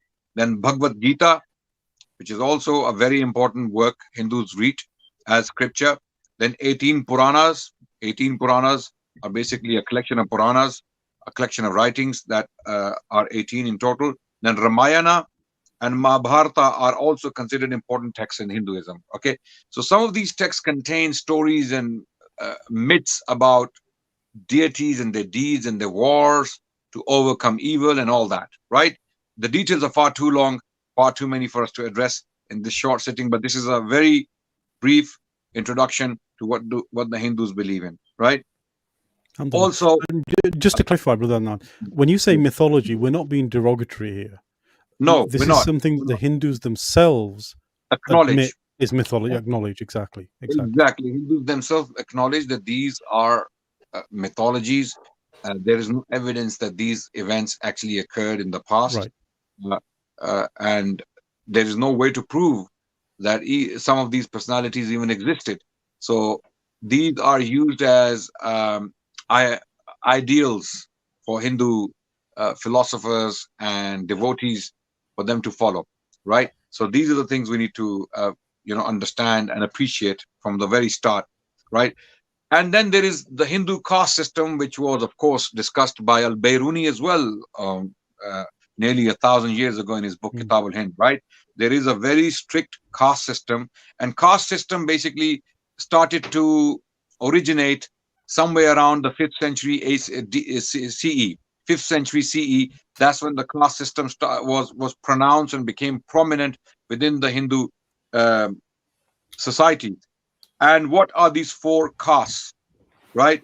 Brahmin are the worshippers of Brahma, of course, the intellectual and spiritual leaders. Brahmins are the intellectual and leader class. Even to this day, in India, the caste system is not strictly followed because it's unconstitutional, right? The Constitution of India is basically anti-caste system, no doubt, right? But the caste system still lives very much in India. It is alive and it is practiced to this day, and it is well respected in India. Okay, and it is basically it divides humans in 4 categories, or Hindus for that matter, into 4 categories. Brahmins, the topmost, the leadership class. Then we have Kshatriyas or Kashtaris, the protectors and public servants of society, right? These are the fighting class, right? So most of the Sikhs we find today, they actually originate from the Kashtari class, because they were from the fighting class, people who were defending and fighting, and police and military and army. These kind of jobs were done by Kshatriyas or Kashtaris, right? That's why most Sikhs today, if you will meet them, they came from that particular class later on when Sikhism was introduced on the Indian historical landscape, right? Then we have Vaish or Vaisyas, right? The skillful producers, the skillful labor, basically. And then the lowest class is the Shudras, the unskilled laborers, the very low people who were historically treated with much contempt by the higher classes. And to this day, this can be found within the Indian territory, that the lower classes are basically very low on all levels. Okay. And of course, there are human rights organizations working in India to make the living conditions of these lower classes better always, right? So this is a reference to the Dalits, right? That we know them as. Yeah, Dalits. Yeah, Dalits come from the lower class. Right. I don't know if Dalits are Shudras, but the Abid can correct us. Dalits are actually outside. The Dalits are actually they're outside all of that, aren't they? They are outside they're even the lower than the class Shudras. system. Yes, exactly. Untouchables. Yeah, they are lower than they are the lowest of the low. In other words, exactly. So the reason I bring that point up is this system is now being reinterpreted within contemporary discussion. However, there are significant academic research around this, even to this day, where this idea of this segregation and this almost this separation based on duties and roles, which didn't allow mobility between classes and mobility between professions, is removed constitutionally, as you say, but culturally it's still there. And in fact, there was a recent case in America, and actually is ongoing, where within the IT industry this came up as a big issue, and it was taken to court, and there's a whole. So, let's not think this is just because we're talking history here. Let's not think there is no impact to the contemporary situation. There is, and this idea is real, and it's in the minds of many of the people that grew up in this environment. To be fair, it's very much alive within the Muslim communities. Muslims are very. This is true as well. Yes. Especially Muslims who come from the subcontinent. To this day, Muslims have these. How can I put it? Caste prejudices against each other within the territory of Pakistan. Originally I come from Pakistan, and I see that to this day that the Chaudhries want to get married within the Chaudhries, the Aryans, they want to get married to Aryans, the Jats will not marry outside of Jats, and so on and so forth. So this caste system or caste preference when getting married or establishing relationships or even making friends for that matter, right? You have to do it within your caste. And unfortunately, this is very much still alive within the Muslim communities of the subcontinent. Now, if one was to say that the origin is Hinduism, maybe some of the Hindu traditions are still very much alive within the Muslims. I wouldn't be. We are talking about cultural momentum. We are talking about over 2 millennia of cultural practices. What started off as a social construct, for the stratification of societies. Society was stratified. Whether it was stratified on basis of ethnicity, because you had migrations of people into the subcontinent, and as they are getting assimilated and so on, there were, essentially barriers created to maintain, for the separations and so on. But often it was nothing more than social stratification, because, for example, it was very difficult to enter certain professions unless you were in Europe. You had the guilds, so you entered those professions, and you did your apprenticeship for 7 years before you were allowed to practice independently and so on. Within India, within the Indian subcontinent, they came up with a stratification that became more delineated. It wasn't as rigid until you get into latter centuries. For example, the British were keen to enforce these. They made sure of it through documentation, where they were literally ascertaining that once you are born into something, your birth certificate indicated that you are basically left in that. It served their purpose. They created the concept of the martial races for example, with the Sikhs and Rajputs and so forth, again for the same reason. So essentially, the caste system is literally reinforced by the colonial rule because it serves their purpose. Now, coming back to it, right, is this social construct, why hasn't it disappeared? It comes down to cultural prejudices and cultural momentum, and it carries on. For example, the majority of the Muslims in subcontinent reverted a long time ago, and yet they continue to hold on to not only those caste and gotra names, they also hold on to those. For example, you will see surnames like Chima, Chatta, Bhatti, Awan, Janjua, and they are all directly, the ones that would have been there literally a few hundred years back when their Absolutely. forefathers, or a millennia ago, when their forefathers were, native, whatever faith they were practicing, whether it was, whether you can call it Hinduism or whatever set of beliefs they had. But what is intrinsically important to realize is that reversions were not necessarily used as an escape mechanism.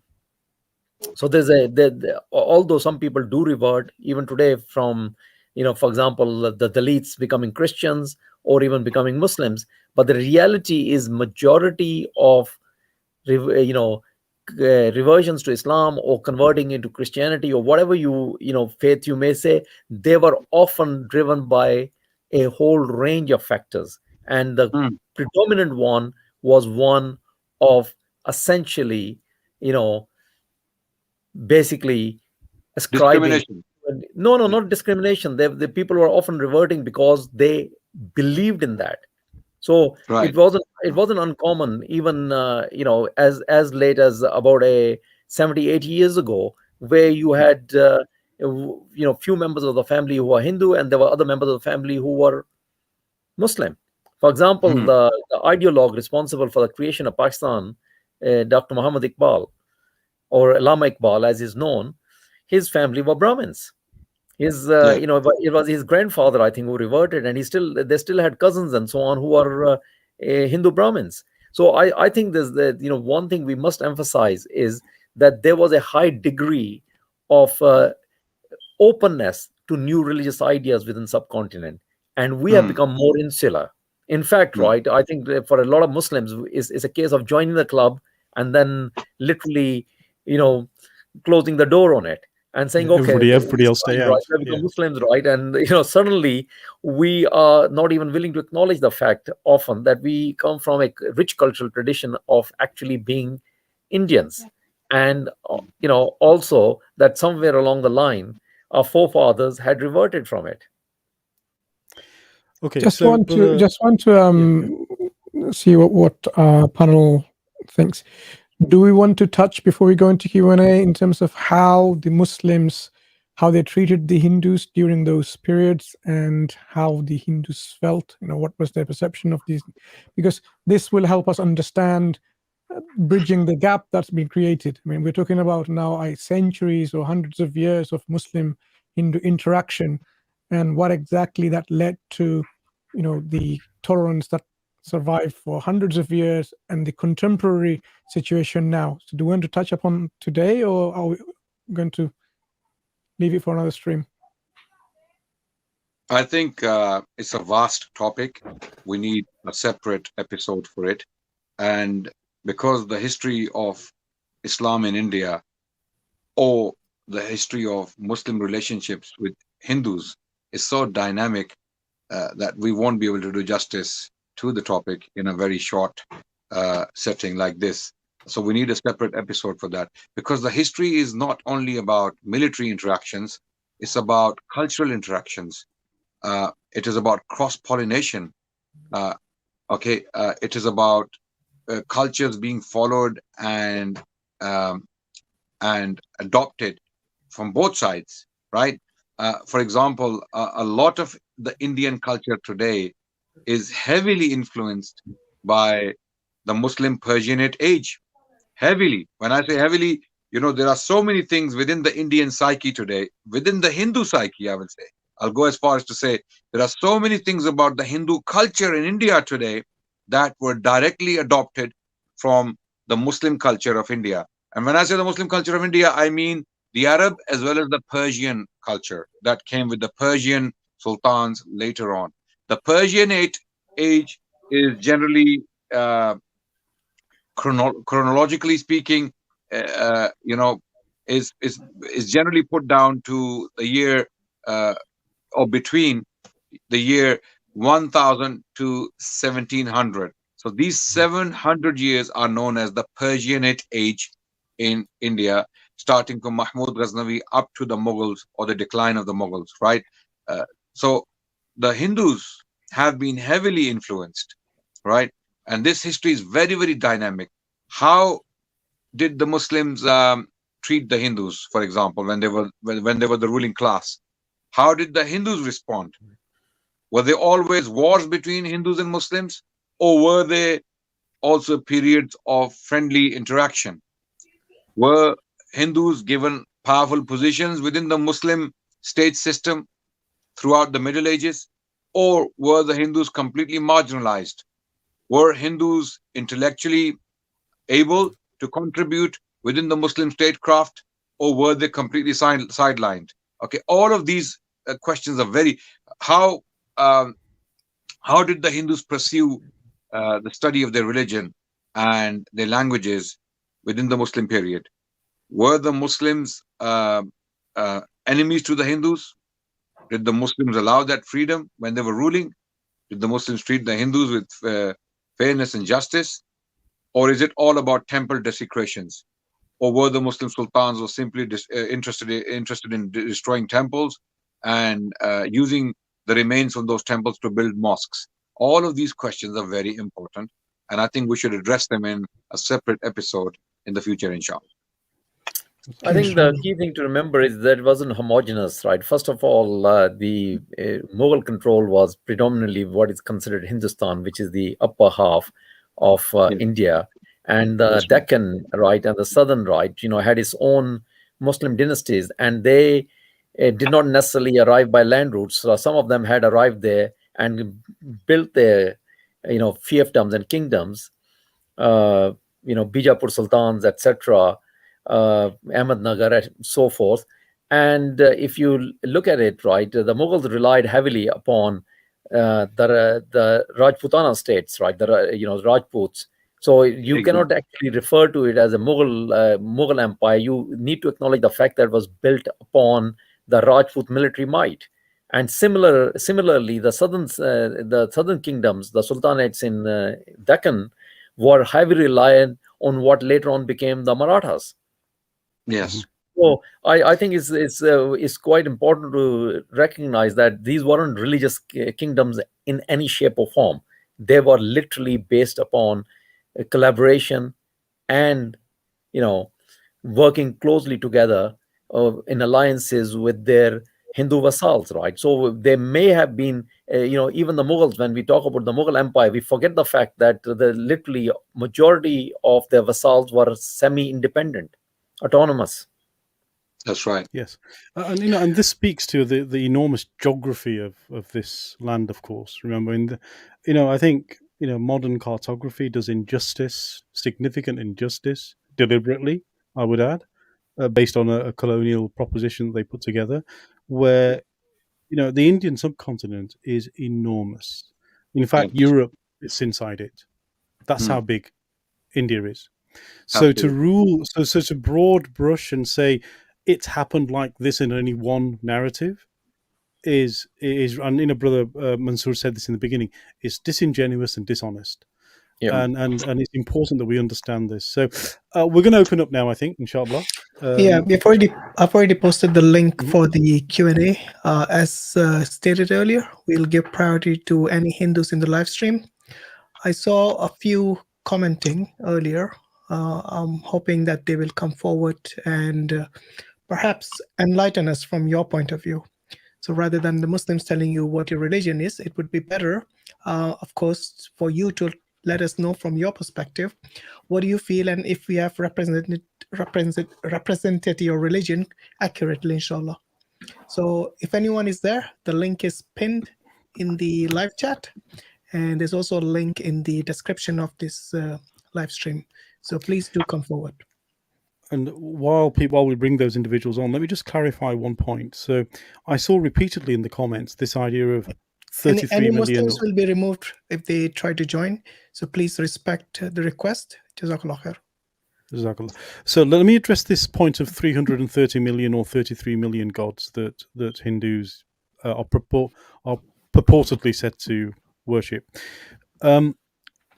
The standard understanding here is because in the Hindu tradition, everything is part of this ultimate transcendent being, Brahma. It means God is in everything.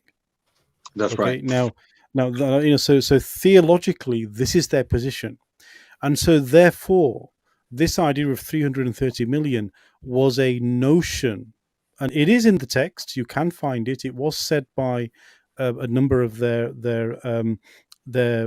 elite priestly classes, but it was meant to be a reflection of the enormity of how they saw God in everything. So it's not that specifically they counted 330 million. They could have easily have said it's all of creation, which is what they actually mean. So what they mean is all of creation is part of God. Therefore, and this is where the diversity comes in. This is why when we look at Hinduism, there is a spectrum where there is belief at one end of the spectrum where they believe in something, they do practices, they have a deity. On the other end of the spectrum, they are atheistic. They do not have to even believe in a transcendent being or a god to be a Hindu, because they say, because this idea of spirituality is, as long as I find my way, then that's what matters. And my way is, I don't want to believe in this. And so therefore, when you accept everything, you end up with the diversity that we see today. And of course, I mean, this is a bigger theological discussion that we can go into, of course. Sorry, Brother Muhammad, there's we got a guest who's waiting, so I'll let... Of course, please do bring them on. Absolute Truth. Do you want to state your name and where you're from and your question, please? I'm Amod Kulkarni. I'm from India. Okay. What's your name again? Good to have you, brother. Yeah, welcome to the show. Amod Kulkarni. A-M-O-D? A-M-O-D. K-U-L-K-A-R-N-I. Amod. That's fine. Nice to have you on the panel, Amod. I saw your comments in the live stream. So is there something that you want to share with us, please? Yeah.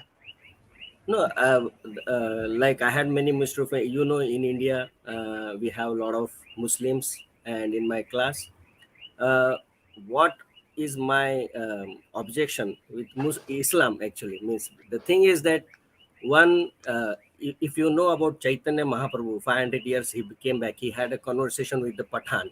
It's narrated in Chaitanya Charitamrita. The question was whether God is personal or impersonal. Okay, if we can solve this problem, then all the confusions will be solved. So when Chaitanya Mahaprabhu had conversation with the Pathans, that time the Muslim rulers were there, so he encountered them, and so he proved from Quran that God is personal. Of course, Quran mentions directly, doesn't, a lot of impersonalism is there, like God has no form, like that. So I have a book where one of the great scholar of Islam has written hidden treasures of Al-Quran. Okay, so there he has mentioned that how in Quran, but problem is people or Muslims take it as a metaphor. Anywhere there is a mention of personality, like he has ears, he has nose, he has limbs, so many things, but then they just put it aside as a metaphor. That is a real problem. So what we have to first come to the point, Hindus, or because what happens is that Islam, the Muslims blame Hindus that, oh, you are an idol worshipper, but of course that is deity worshipping, right? So what happens when you don't know? So there are many impersonalist Hindus also, those who don't believe in the personality of God, right? So they also will, from the Vedas, they will select those verses which describe the impersonal nature of God, right? So similarly in Muslims also, we will see that the personalism and impersonalism, there are many, and in this way there are many sects in Hindus and in Muslim, whether God is personal or impersonal. So I am a believer of personal God. Okay. Yeah. So, So Amod, quick when question with regards to you said you were a Hindu from India. I was just wondering what kind of Hindu, like, do you belong to a particular what do you say, yeah, like the like of Brahmins, course, or I don't like know, any particular God sect? gave me. Yeah. See what happened. I'll tell you my history, little bit. So I was by God. You cannot select any family, right? So Yeah. I was born in a South Indian Brahmin family. Okay. Okay. So of course, naturally, my father and mother were Orthodox Krishna devotees. Okay. Hmm? Okay. So we would always visit Krishna temples, and also that mantra recitation always fascinated me. Hmm? And this is how I wanted to learn Sanskrit, and I read Bhagavad Gita. But also, you see, India is a very vibrant, and Diverse. always Yeah. that Very Muslim, diverse. Hindu. So that is my background. Yeah. So then I found out that actual controversy with Islam and Hinduism is about whether God is personal or impersonal. Right. What is your So view? So you're saying God is personal. Is that what yeah, is that your God is view? personal, and that is proved in Quran also. Okay. Like So when you say yeah. personal, if I were to ask you the question, do you believe that the Almighty God in Hinduism, Brahman, do you think he's personal? No, but Brahman is impersonal. He's Okay. effulgence, like just like, for example, there is a planet Sun. Now we cannot see the Sun, president of the Sun. In Earth, we have, every country has a president. His body is made up of fire, just like the body is according to where you live. The fish has a different body. The land animal have different body. So we may not able to see, but there is a president Sun, and there is a sun planet, and the sun light. The sunlight spread everywhere. So that impersonal Brahman is that light of, and that is as because Lord is absolute, God is absolute. That light is also God. You can't say that, oh, that is just sunlight, so it's not sun. No. So my But understanding is you do believe in an impersonal God, and then you believe in of the course, avatars of because the impersonal God, like Brahma, Vishnu, and Shiva. Is that right? so they are, according to gunas, there are avtaras, different types of avtaras explained in scriptures, because people don't read in detail, so they don't have understanding. So there are guna avtaras. Guna means modes of three modes of material nature: satogun, rajogun, tamogun. Okay. Okay. Hmm? No. So to What I control, wanted to ask you yeah, is, do you actually believe in Brahman, or do you not? I believe, of course, it's part of God, because he's like, for example, if Okay. you say So that I believe in sun, I don't believe in no, sunlight. It's that's fine. possible. Amod, so the reason I asked you that question is because earlier you actually stated that you do not believe in an impersonal God, you believe in a personal God. That's the reason No, I just wanted to worshipping. confirm So whether when you believed in an I don't impersonal believe God means what? and a personal God. No, only in, I don't believe in only impersonal God. That Oh, is I my see. point. So Sorry you for believe in both personal and yeah, both. impersonal. So when Okay. you worship the personal, automatically everything comes, isn't it? So like if you are, I will just example, I don't worship sun god or what like that. Okay, but I'm giving example. So if you, like, for example, in any country, if you are connected to the president, so you are connected to the whole cabinet, everything, isn't it? Yeah. So just like that, when you are worshipping the Supreme Lord, and I believe according to Bhagavad Gita and all the great sages, Vyasdev, and it is Krishna. Krishnastu Bhagwan Swayam. It is said in Srimad Bhagavatam. Bhagavatam is You see, right. one Okay. parallel I would like to draw with Islam. Yeah. One parallel I would like to draw with Islam is Sorry, your audio is playing up, Brother Adnan. can you hear Oh, yeah, me? now it's better. Yeah. Go ahead. Okay.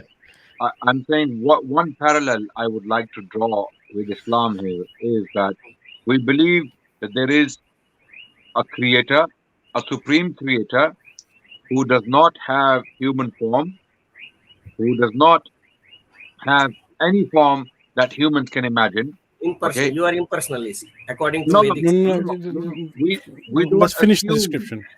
Yeah, we don't assume its personality. We don't even imagine it, because we have been told that it is unimaginable for human mind.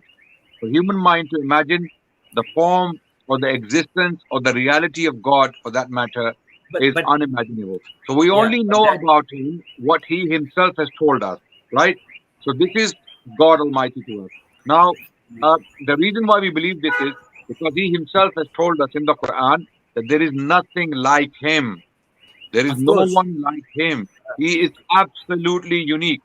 In other words, there is nothing you can compare to him because for comparison, you need experience, you need observation, you need to see something to compare it to something else, right? But Allah is saying nothing you have seen or nothing you haven't seen, for that matter, is comparable to him. So there's nothing like him. He is unique, absolutely. Now, when it comes to his cabinet, you know what you call the avatars or avatars, okay? no, We they're call the cabinet, devatas, demigods. yeah, Avtaras is yes, himself. yes. Those Devtas. demigods, those demigods, we believe in Islam that instead of worshipping demigods, we need to worship the ultimate creator, the Same supreme Bhagavad Gita. power, Bhagavad Gita and, says and that those who are small-minded, materialistic, those who want prosperity in this world, they worship the demigods. But ah, ultimately, what is okay. surrender unto me? Krishna says that Fantastic. you Yeah. give up all varieties of so-called religion, and So, surrender to me. So same thing. yeah, so this is it. Our God, the creator, whom we call Allah, is asking us to surrender to him So instead of surrendering but surrender to to that angels. impersonal, no, surrender to that impersonal God or to the Yeah. personal God. No, That we have okay. to solve the So problem. no. You That So see, is all we let's have to solve Honestly, the let's problem. rewind. if, Let's rewind very if, quickly. if I could So if I could just yeah. if I could just ask you a question, right? When you are using Yeah, the word please. personal, right? Because I'm Yeah. a little bit confused by semantics here. W- Are you referring to the form of the god, right? Are you referring to Yes, anthropomorphism? spiritual So, for form of example, God, not does the the god have bodily a form. hand? Does the god have a nose? Yes. Does the god have eyes? Even in So Hadith, that like Hadith, I heard that there are two hands of right hand of Allah. So if there are two right side hand, that means there must be two left hand also, isn't it? So Paramatma okay? description is there, Let's like there are let's four hands first like of that. all, the primary source. Whenever you're referring to something, you have to refer to the primary source for the facts about it. So Exactly. for Yeah. us, the primary source is the Quran. So in Quran, Sure. the main definition of definition in dictionary definition is described as a formal and precise statement about something. So if I say, right, that formal description of a human being is a primate, you know which is which walks on 2 feet and is able to has a large cranium, so it gives you a precise description, a definition of it. In the Quran, Allah subhanahu wa ta'ala gives a definition about himself, and the primary definition is what is known as Surah Ikhlas, or the surah, or the chapter of attributes. It's very short, it's only a few verses, and as brother Adnan said, the key thing to that is stated is that he's incomparable. He's like nothing else. You cannot compare him because he's beyond your comprehension. So let's put it this way, that in this audience, very few of us will fully understand, for example, the string theory or the theory of relativity. It may be beyond our grasp to actually understand that mathematics. Now, here we are referring to, if you believe in a creator who is the only one to whom you surrender, then you are referring to somebody who is literally at a level, where we cannot even comprehend.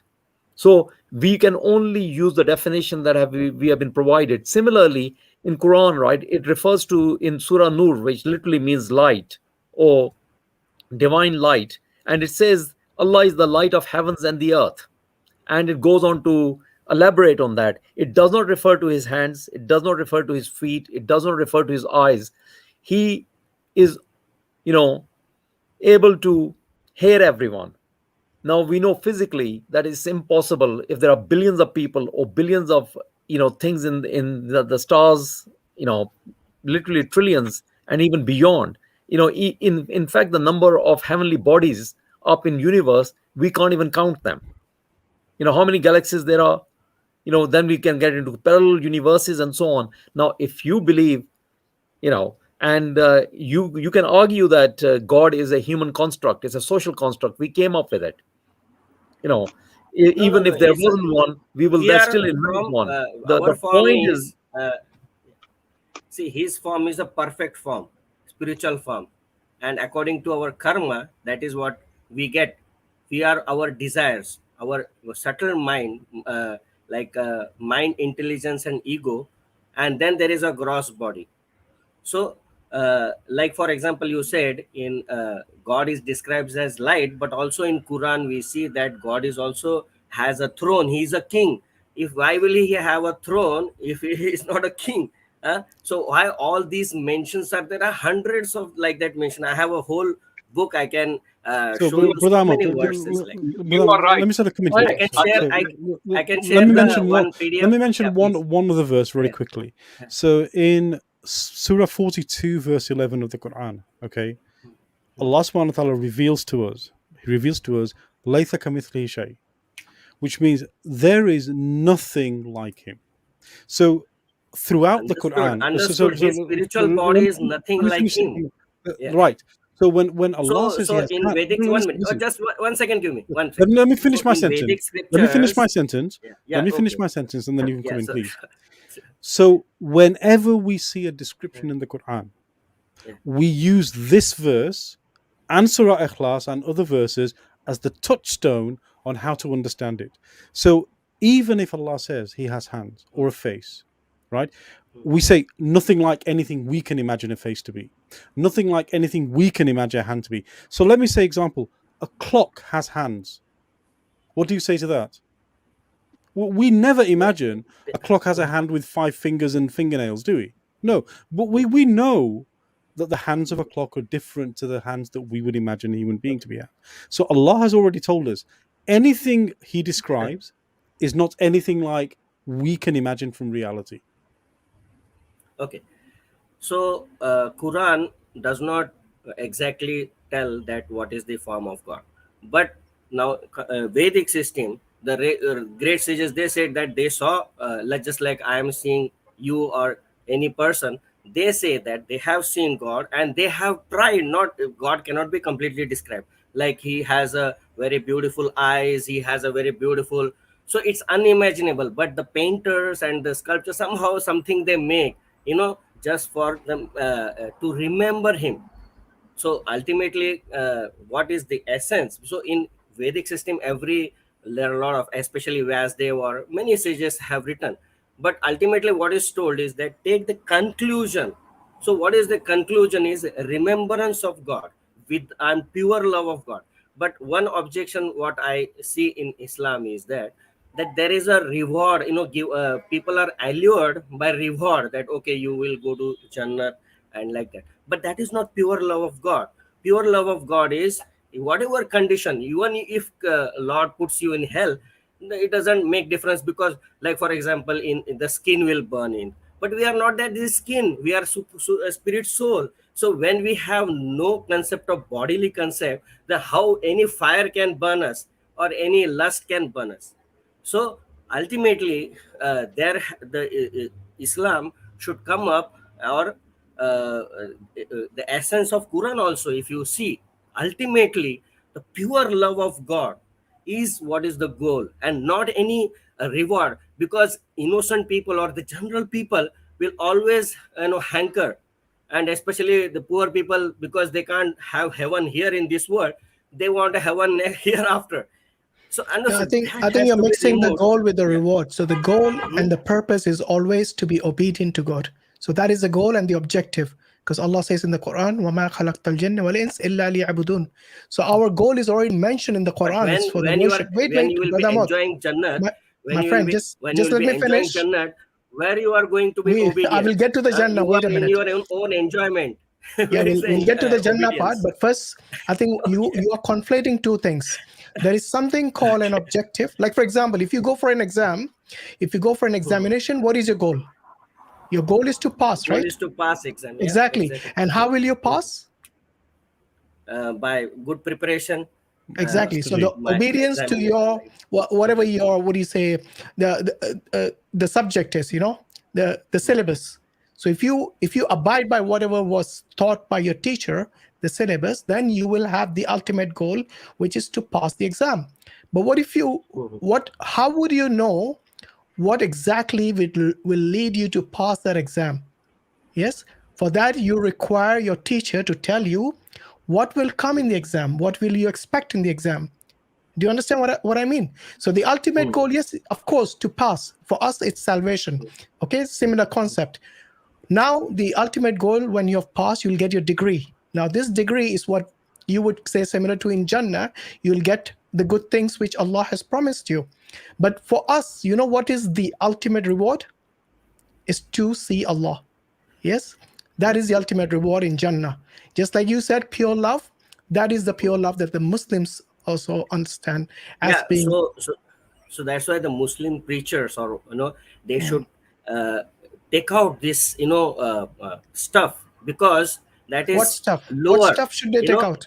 Well, it's not really up to the excuse me. Allurements. Allurements. There are no. First of all, love of God.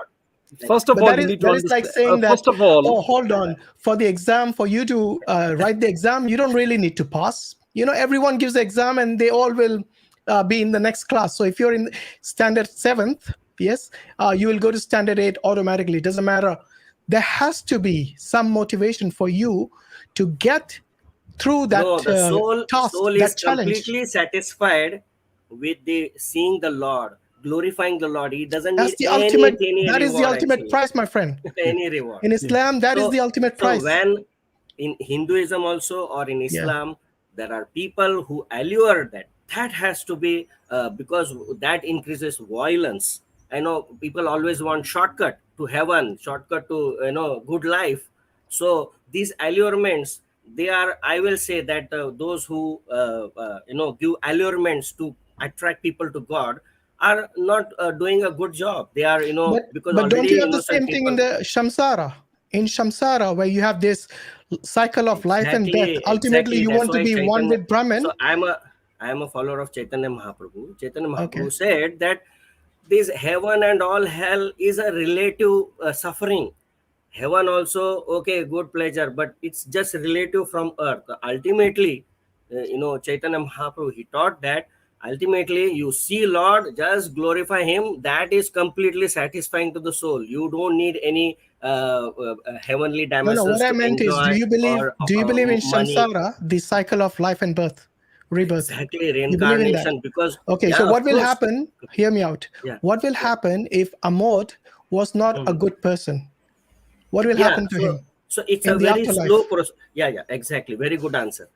If it's a very slow process, it's not immediately that you will get a dog's body or a cat's body like that. Suppose I will tell you, I am a bad person and I go and drink wine, and slowly my degradation will happen. Not in 1 life, 2 life, 3 life maybe. And then you will see, for example, there are junkies, like they are drug addict, always eating from the garbage. Their life is just like a dog. They are so horrible, their life, and then next life they will get dog's life. So it is not that in one instant, one birth. It's a very gradual process according to your karma.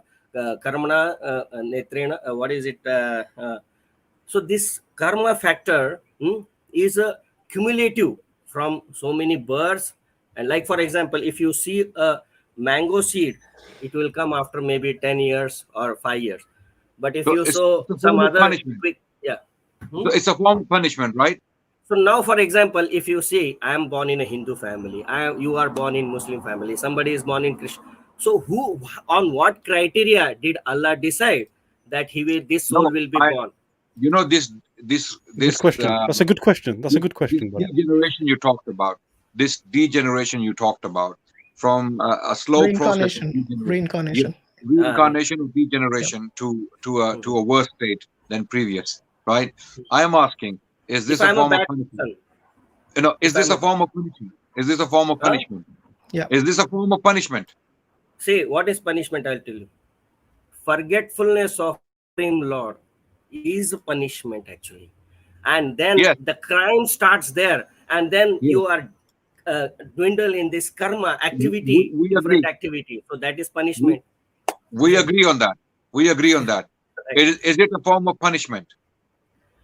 It is, right? It is because he inflicted on himself, the soul what is the inflicted reward? on himself.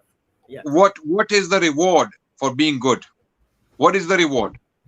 Yeah. So depending on your desire and deserve, what you desire and what you deserve has to come together. I may desire, I want to go to heaven, but I should deserve also. So if I was to say this is a form of alluring you into yes, into seeking reward. Yeah. So similarly, ultimately, God. I mean, in the Quran, we are told that God basically is telling us that if you follow my way, if you love me, number one, God tells us, by the way, to love him. In the Quran, there are categorical verses that tell us, that teach us to love God. And love is number one. Okay. Even our Prophet told us that you have to love Allah, your creator, the most, and then love me after that, because I'm the one who brought the message, right? Okay. And then love your parents. Love your parents after that. So love is central to belief in Islam. If you don't love Allah, you cannot worship him and you cannot obey him. So Allah tells us to love him. And in order to love him, we have to obey him. And when we do obey him, then he tells us, when you obey me, you will be rewarded. And if you don't obey me and love me, then your life will be a degenerated life, the one you talked about. Okay? You will be punished in this world and the hereafter. Your life will be miserable here because you forgot Allah, you forgot your God, and your life will be miserable in the hereafter. So this is the philosophy behind it. The philosophy we're trying to explain to you, that it is very similar to what you're saying, by the way, right? It's very similar. It's the semantics, it's the words we are using to explain our philosophies. The reality is very similar. You also know that there is only one creator, the supreme deity, right? You also know that. We also believe that. We believe that supreme deity is Allah. We differ on demigods. Where we differ as Hindus and Muslims, you are a Hindu, I'm a Muslim, we differ on demigods. What you call demigods, or demigods, sorry, demigods, what you call demigods, the inferior gods or the agents, we call them angels, prophets, the pious, and these people, right? We don't worship them. We basically, they are the ones who tell us that we are working for a supreme entity. We are working for a supreme God who is Allah. Worship him. All of them are saying, because he's supreme, he alone deserves to be worshipped. Don't worship us. Don't worship angels. Don't worship prophets. Don't worship the pious and the upright. So this is where we, the Hindus and the Muslims, differ on theology. If you see in Muslims also, there are those who worship in mazar. They go to mazar, and there are always deviations. It's wrong. So this in is wrong. Hinduism also, there is They are deviation. actually But one question, please. One question I would like to ask. In Hinduism, the reason is given, you are born to a particular family because of your previous karmas. Because like what, suppose I am somewhere, is because of my activity. I booked a ticket, I boarded a plane, I went there. So what was the criteria? Just like the deeds are the criteria for your heaven and hell, similarly the deeds should be, our previous deeds should be criteria for our birth also. We don't believe Yeah. So how will you explain? No, so that is what I have the main question for the those who follow Islam, that or any Abrahamic religion don't believe in reincarnation. So how will you explain? It is by just whimsically Allah gave birth. Okay, this soul go here, this soul go here. Can I answer No, your let me question? pick this Right? Yeah, please, if I please.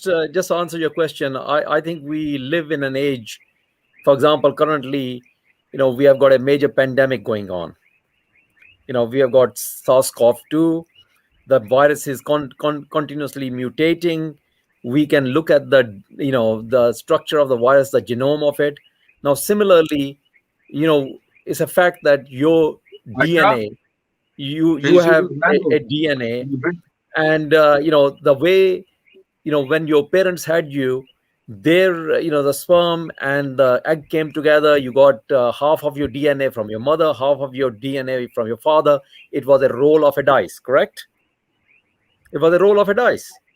No, but You the could, soul is different from all this sperm and all. just 1 second, right? Now, similarly, when you start looking at, we create, we are using technology to speak with each other, to see each other, and we have managed to innovate and figure out how to use the laws of nature, right? Physics, the way electricity flows, the way LED screens can be created, and so on and so forth. Now we know that, basically the whole universe is run to certain physical laws. Chemistry works in a certain way, right? If you take certain compounds and you have a certain chemical reaction, you get a certain result from it, correct? Now, similarly, up above us, right, we are in a solar system, and all the planets around the sun are actually obeying certain physical laws. You got force of gravity, etc. They are all working. And then you go further, right? That's why you got theory of relativity. You have,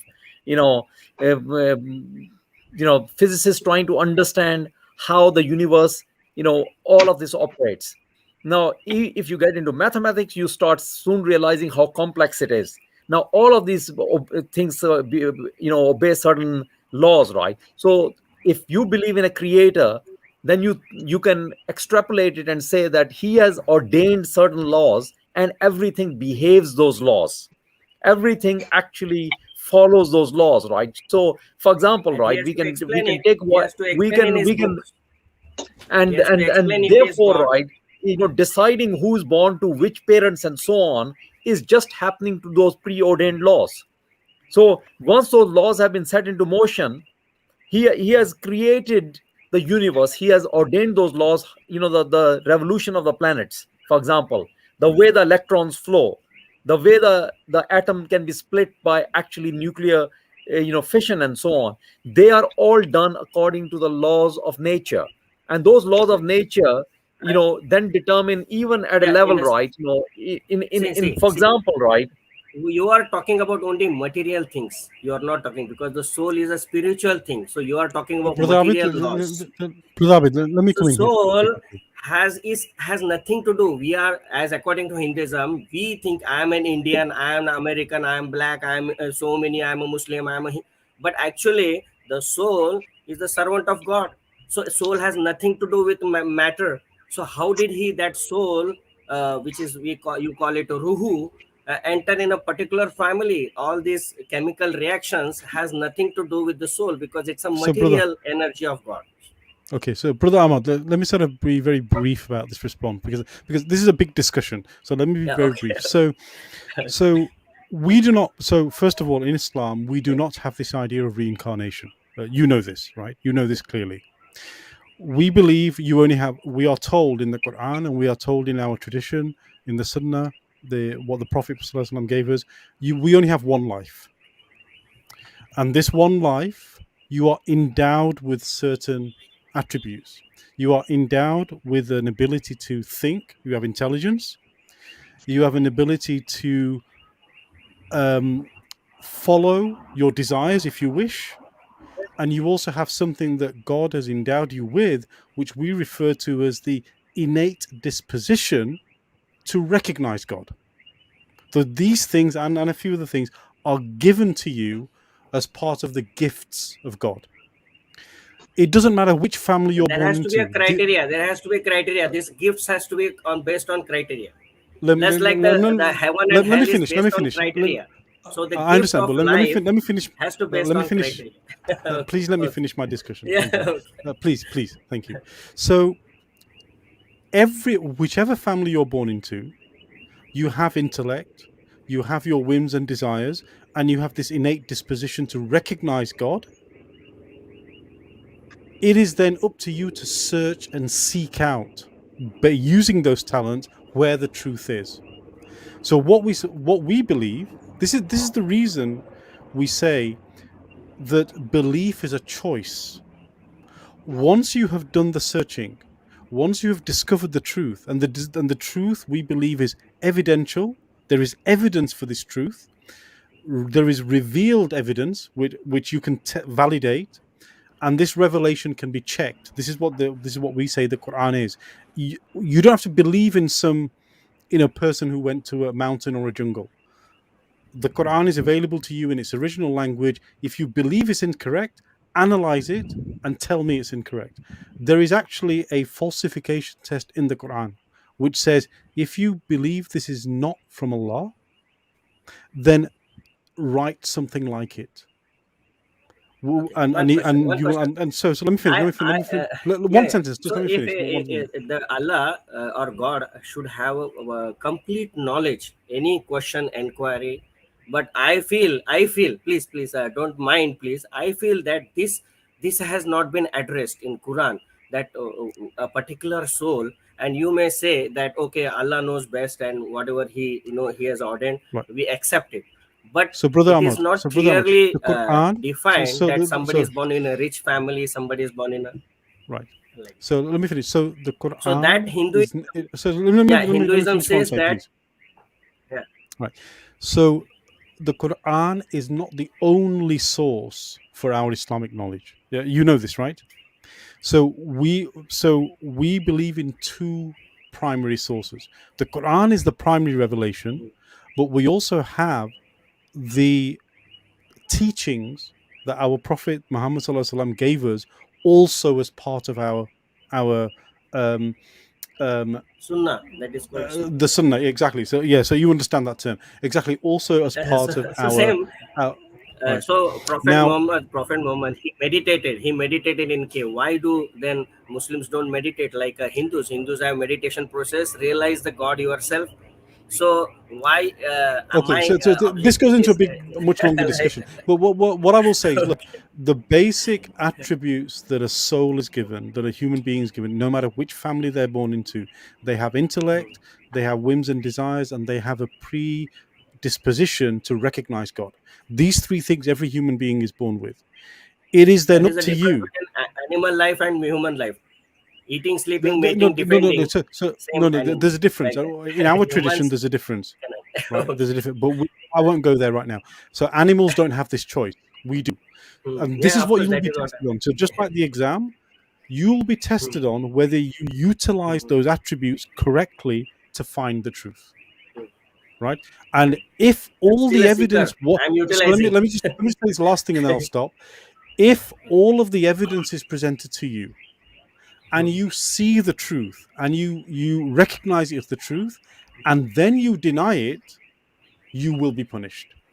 Okay, what I think truth is continuous eternal discussion of the Supreme Lord, search for, because He is unlimited. So there is never a stop. So even if I am wrong or you are right or whatever it is, my discussion, because what my process and my goal is same. That is the purpose of Vedas. That is Hinduism. That just keep glorifying, discuss, even if because remembrance of God is there. May I just come into the discussion if I may, very quickly? Yeah, we're going to move on very soon. But there is a stop I want to mention very quickly. There is a stop at a point, and that stop is at the point where you recognize the true God. Okay. Once you find who you need to worship, let me finish. Once you find the true divinity, true entity that created the heavens and the earth, okay, what you call Brahma, one second, what you call Brahman, we call Allah. Brahman. Once you recognize Allah, your creator, that He is the creator, then after that, I agree with you, the journey is unlimited, because knowledge of that God, relationship with Him only gets better if you struggle, if you find the path. But for the first step, my brother, the first step is to recognize Him, that He alone deserves to be worshipped, not demigods, not angels, not prophets, I don't not worship. not the people buried in graves in dargahs. Okay, the one who deserves to be worshipped. And this life is very short, very limited time. If we start worshipping X, Y, Z, it will never end. We will be worshipping everyone except the one who deserves to be worshipped. So we need to find the one who deserves to be worshipped, Him alone. Once we find Him, then the journey to establish a relationship with him is never ending. I agree with you. I agree with you 100%. But our discussion, Islam is giving, my brother, our Islam is discussion, giving only one chance, one life. Hinduism gives many lives. Suppose this is not, so next life you can. So this search is on. Brother So Ahmad, nobody let's leave claims, it. Let's leave it everybody. there. Thank you. Okay. Thank you. Thank you so much for I think joining. Brother by the way. Mansur's got a yet. question. Don't go yet. The reason I want to Wait, come in Ahmad, is wait a minute. not to make you go. Just hear me out. I was quite enjoying the discussion. I didn't want to just jump in and start responding to your questions. What I appreciated is this is how we should have amicable discussions between our faith traditions to understand each other. So I can see you clearly have some questions that you find them as objectionable in terms of the concept of God, in terms of how, whether it's something that is, rule-based principle that God has about the soul and how the soul interacts with the divine and so on and so forth.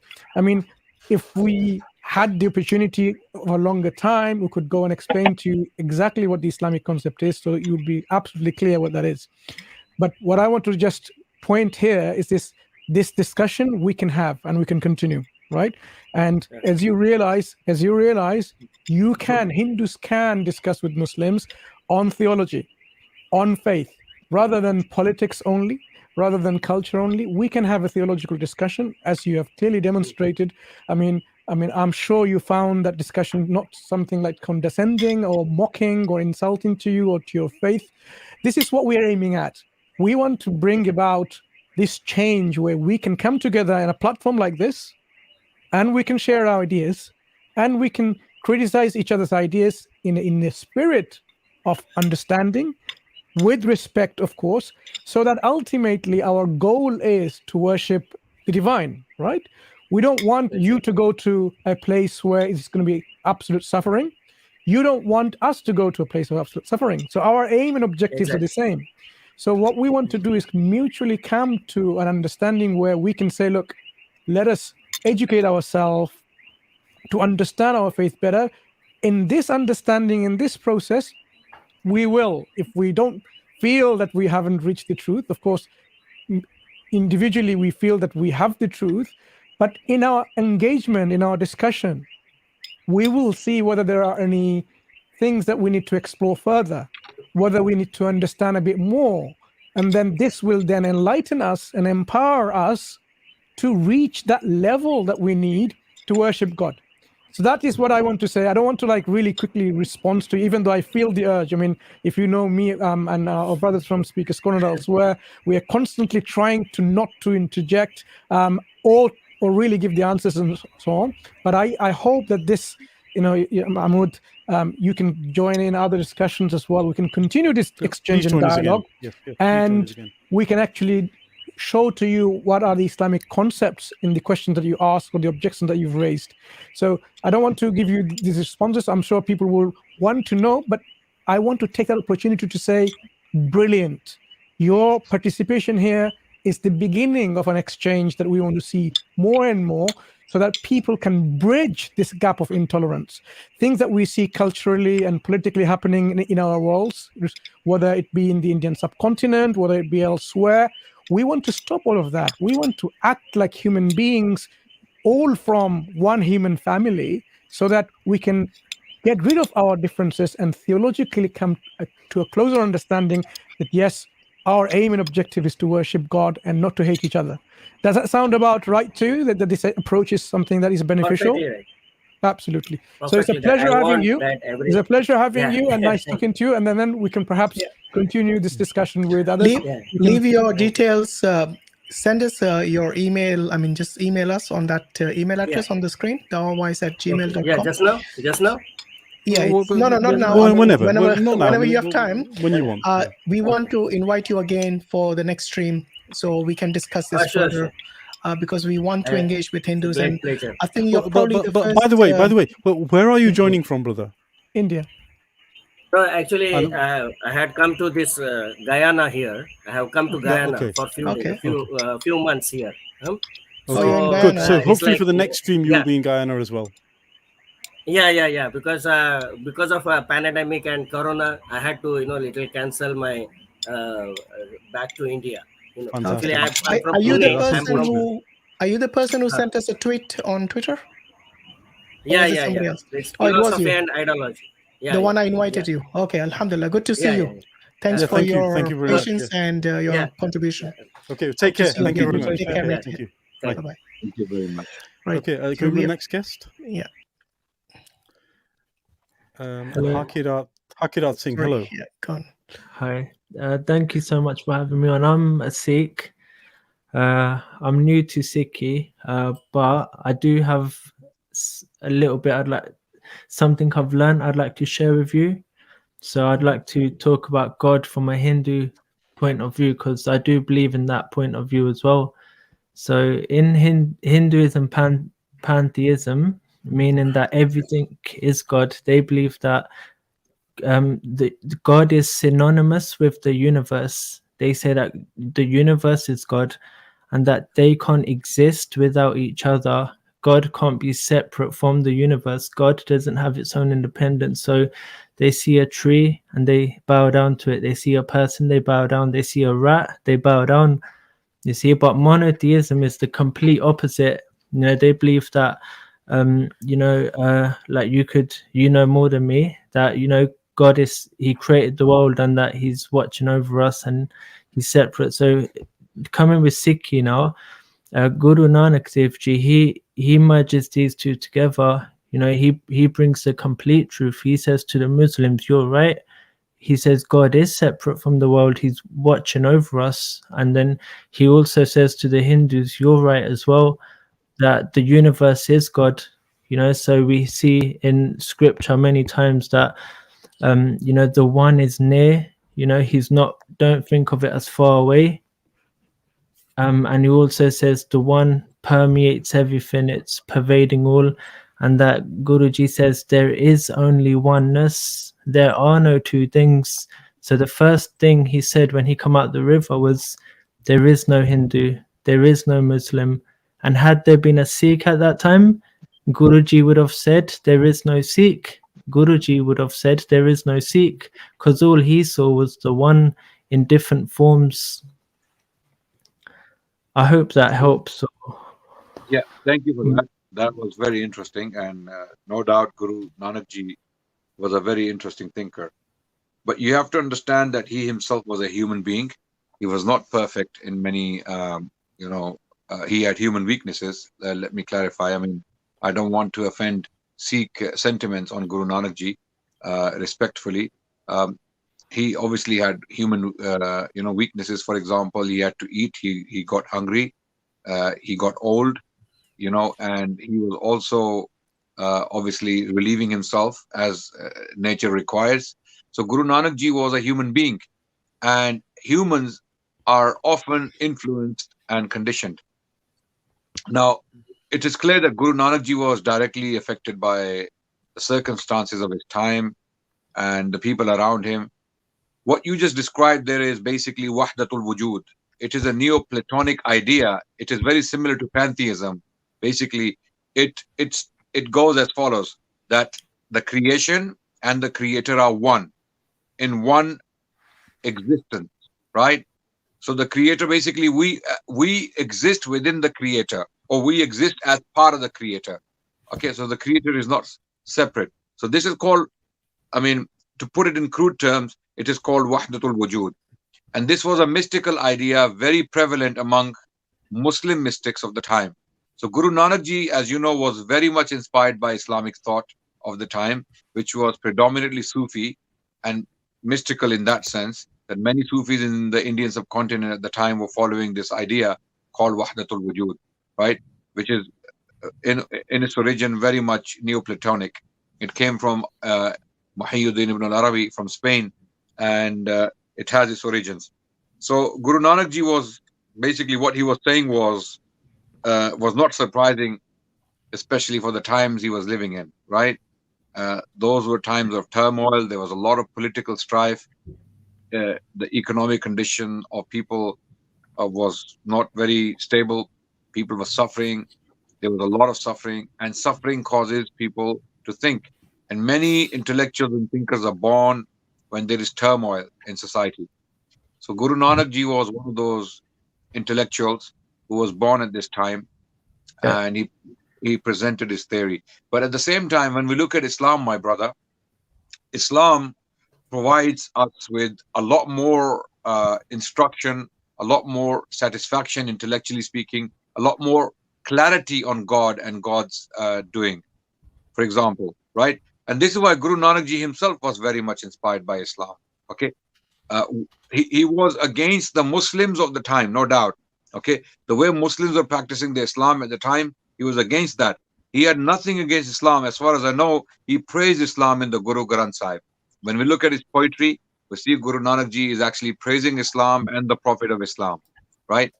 And I say, if that's the case, then Guru Nanak Ji is actually confirming or endorsing the prophethood of Prophet Muhammad sallallahu alaihi wasallam, right?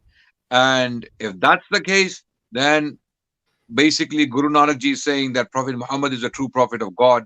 And if that's the case, then he's the final messenger of God. There's no one else coming after him. That's why we choose to follow him. We do respect Guru Nanak Ji's teachings. A lot of his teachings are very noble, very moral, no doubt. He was a great thinker. But when we do a comparison between the teachings that are attributed to him and teachings that come from the Prophet of Islam, we have a lot more variety and richness and certainty about the tradition that comes from the Prophet of Islam. Unfortunately, we don't have much authentic information about Guru Nanak Ji as well. Even Janam Sakis, you know, are not very authentic. I don't know if you are aware of this. Yeah. So what I will say is that I'll get to all those points. Yeah. So firstly, Guruji, you said he was influenced by society, etc. Yeah. I would say that, you know, we don't actually worship the man. You know, what we see Guru is a wisdom. Guru is not limited to a person. Guruji is a function of the one. The one has many functions, you know, one of its functions is to transform us into me thinking to you thinking, and keeping this awareness of oneness at all times. And so Guru, which is Gu means darkness, Ru is like Guru takes us from darkness, which is an unrealized mentality, a confused mind, asleep. So Guruji is, you could say, Guruji is transforms your thinking. That's what Guruji is, and it's a wisdom. It's a teaching. That's what we worship, bow down to, the wisdom. And the second thing you said is pantheism. Guruji, you said his teachings are like closely to pantheism. It's not pantheism. The closest we could say is panentheism, you know, not pantheism, but panentheism, meaning that God is separate from the world, but that he's in the universe as well, like an ocean, an infinite ocean, and we are like drops, you know. And then, and the third thing is, you said Guruji was inspired by the people and stuff, but Guruji says that this is revelation, this is coming straight from the divine. Guruji himself says that in scripture. The fourth thing is, you said you know, Islam provides you more instructions, more clarity. I'll pass on that for now. The fifth thing, you said Guruji praises Islam and Muslims, you know, and you said if he does that, then etc. But in the scripture, Guruji doesn't praise Islam and Guruji doesn't praise Muslims either. And Guruji is not a messenger. Guruji is not a prophet or a messenger. Guruji is something else. You know, messenger. We don't have any messengers. We don't have any prophets. We only have a guru. And you mentioned about the history of Guru Nanak Dev Ji, and that there's some people who, you know, make false stories up. But Guru Granth Sahib Ji, our scripture, it's not a history book. It's about your enlightenment. That's all Guru cares about, your enlightenment. So do you differentiate between Guru and the creator? Interesting. Sorry. You know, what was the central message of Guru Nanak? So it all starts from one, you know, the very first. Ikonkar. What does Ikonkar mean? before that, before it gone No, God no. I is mean, let's go to the very central basis of Sikhism. yeah, yeah, Sikh yeah, yeah. means to Sikh means to So learn, right? Sikh, Guru yeah, Nanak himself was a Sikhs, seeker. Guru Nanak himself was a seeker of knowledge, correct? So his Janam Sakhis, the whole purpose of his 4 Janam Sakhis, his 4 journeys, was to seek knowledge. And if you take the Janam Sakhis, let's put it aside for the time being, their authenticity or their verification. But if you generally take it, right, it's pointed out that he traveled to Mecca, he traveled to Medina, he even traveled to Konya. And even before he gets there, let's look at his milieu, the age he was born in. Let's look at his own family background. He was sent to live with his sister and brother-in-law, correct? And his brother-in-law was, just like his father, part of the Lodi administration. The Lodi Sultanate was defeated by Babur, right? At one point in time, we are told that Guru Nanak Dev Ji himself was actually, because as the Mughals were invading, he himself was arrested, and then he was presented in front of Babur, and Babur was so impressed that he actually ordered his release. But coming back to his central message, the central message was only one thing, Ik Onkar, one God. That's monotheism. Yeah, let's not get into how that God is manifested for the time being. Now let's get to the 3 things that he said. Right? What was his message? Kirat karo. You can finish off rest of it for me. Vand ke shako naam japo. Vand khao te je, vand chako te, so the 3 central messages. Now you have langar in every single one of most of your gurdwaras, if not every single one of them. Now the institution of langar was taken directly from the Muslim khanqahs. Now, in terms of his own education, Guru Nanak was fluent in Persian because it was the official language for statecraft, for revenue collection, all of these things. His brother-in-law and his father were both versed in it. Just like even the later gurus, they were all versed in Farsi. So in fact, right, Sikh scholars have a serious problem nowadays that they don't have enough Farsi, scholars to be able to research Sikhism's early years, and even the gurus. So if you look at Zafarnama is the epistle of victory written and sent to Aurangzeb. And if you start reading it, right, what is the guru telling Aurangzeb? That you do not even comply with the Quran. So, when we come to it, right, there's no doubt about it. The knowledge of Guru Nanak of Islam was quite extensive. So was some of the later gurus. Now, the fact is, right, that one thing that, any Sikh, what's the word they use for their creator? Rabb. Taken directly from Arabic. So there's a fundamental thing, right, that in terms of conceptually and spiritually, Sikhism is very close to Islam. The fundamental creed is very close to Islam. Now, in terms of his rituals and some of his practices, it's actually closer to Hinduism, which is a natural reflection. But what was underlying at the same period, you have got the Bhakti movement. And what was the aim of Bhakti movement in India? What was the aim of Bhakti movement? Because Hinduism itself had become so influenced by the presence of Islam over centuries that they themselves were trying to modify it because they saw serious divisions within their own, within Hinduism itself, within the non-Muslim society. And the Muslims themselves were no better because they themselves were divided along the same caste and other lines. So when Guru Nanak is talking about no Hindu, no Muslim, he's giving a slightly broader message than just religion. He's talking about the fact that all are equal. And I think it's taken slightly differently from what he was saying. And in fact, right, when he was in Kartarpur, everyone was welcome. The reason you have 4 doors to a Gurdwara is because you can enter from any door and you're welcome. So the message is of universal brotherhood, no different from what Islam is saying, that you're all born the same. You're all born equal in the eyes of God. Yeah. So we create those differences. So coming Yeah, back to it, right, the fundamental message is Tawheed, one God, only one God, nothing more, right? And you know, what do you see in The these thing is, images? though, yeah, Yeah, you see sorry, the finger, right? What is he doing? He's showing the finger, right? One God, one Rab.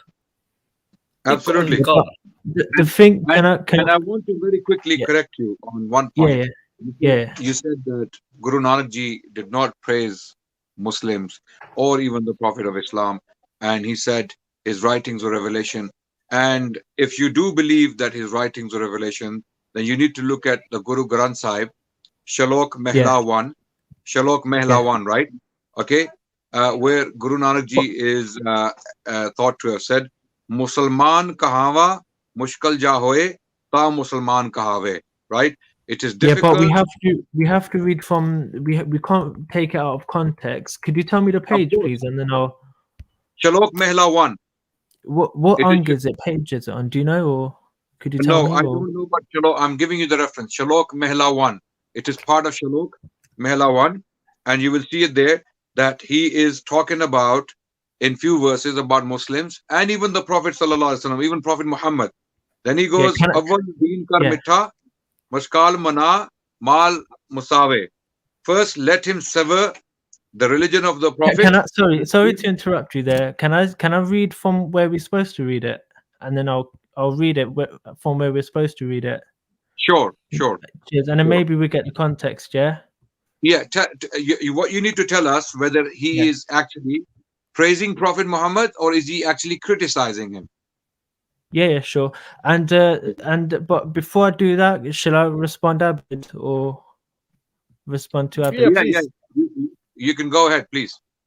Cheers for that. You see, I learn manners from you guys, you know, and thank you for that, man, because I'm still learning new myself. I'm young and that, but yeah. Anyway, so firstly, you said like, what is a Sikh? Sikh is someone who learns. I would say a Sikh is more than that. A Sikh is someone who believes in oneness, who believes the first thing Guruji said was, there is no Muslim, there is no Hindu, there is no Sikh. All that there is God in different manifestations. If you believe that, then if you learn oneness, if you live oneness, if you teach oneness, and if you do jihad every day, if you fight every day, go to battle every day, an internal battle against lust and anger and greed and duality and pride attachments, if you fight that every day, then you're a Sikh. And you also said that Ikwan God, you know, is monotheism. The Ikwan God actually refutes we are monotheism, you know, and that comes back to the central message. And Ik on God doesn't mean there is one God. It doesn't. That's not what it means. That's the literal translation, translated by who? By missionaries and by Freemasons. It was not. That's what Ik on God actually means, is something else. Ik on God means that there is that you and you and me, we are not different. There is only oneness, and it has different forms. Yeah. And duality is the disease. So we are drops of water in an ocean. We are drops of water in an infinite ocean. Or you could say we are rays of light, and God is the sun. Or you could say we are fingers of the same hand, and the fingers are fighting over who the hand belongs to. You see? So that's Ik. You know, Ik isn't Auranga means that the one, the formless one, the eternal one, the one which is without form, the one which is without features, the one uttered a sound, the one uttered a vibration. Ik Auranga, the one uttered a vibration, and that eternal vibration, that conscious vibration that the one uttered, became manifest, and protons, electrons, and neutrons, and this universe that you see right now is a physical manifestation of that vibration. So if you look at a piece of diamonds and gold, and then on the other hand you got a piece of dirt, they are essentially the same thing. They are manifestations of a vibration of a conscious vibration that the one uttered. So the one, you could say Allah, the one which is outside of the universe, uttered a sound and uttered a vibration, and the universe you see right now is a manifestation of that vibration. So everywhere I look, if I see someone, you know, a murderer walk in front of me, I have to bow down to him. I have to say, you are a manifestation of a vibration uttered by the one. You are God. I have to bow down to him, because all I see is vibration. All I see Can I is, just you know, very humbly interrupt yeah. you? Sorry if I I just want you to mumbled on a clarify one thing. Yeah. When you in this concept that you are presenting, so you see a murderer, you see a rapist, but because of your understanding of what constitutes the divine, you see within the murderer, within the rapist, the manifestation of the divine, and you would bow down to this rapist, bow down to this terrorist, bow down to this genocidal maniac, and so on and so forth. Does that sound right?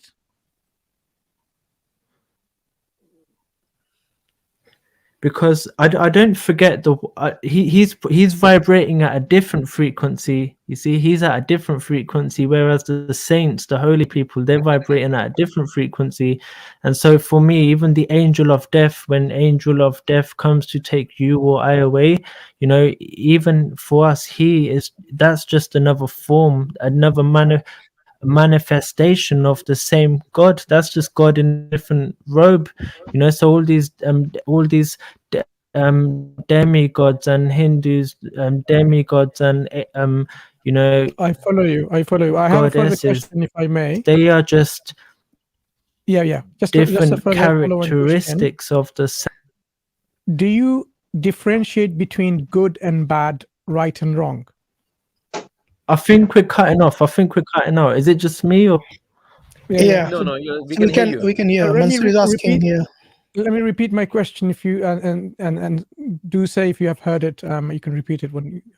Do you differentiate between good and bad and right and wrong, or they're all the same and they're all equal? Do you think the one who sees and the one who doesn't see are equal? Do you consider the one who knows and one who doesn't know equal? See, like these terminologies, like good or bad, you know, like for example, I don't want to get into that. For me, good and bad doesn't really exist. It just depends on how it affects you. So if it's your wedding day and it's pouring down with rain, you might say it's bad, but if you're a farmer, you might say, oh, it's really good. The rain's not good or bad.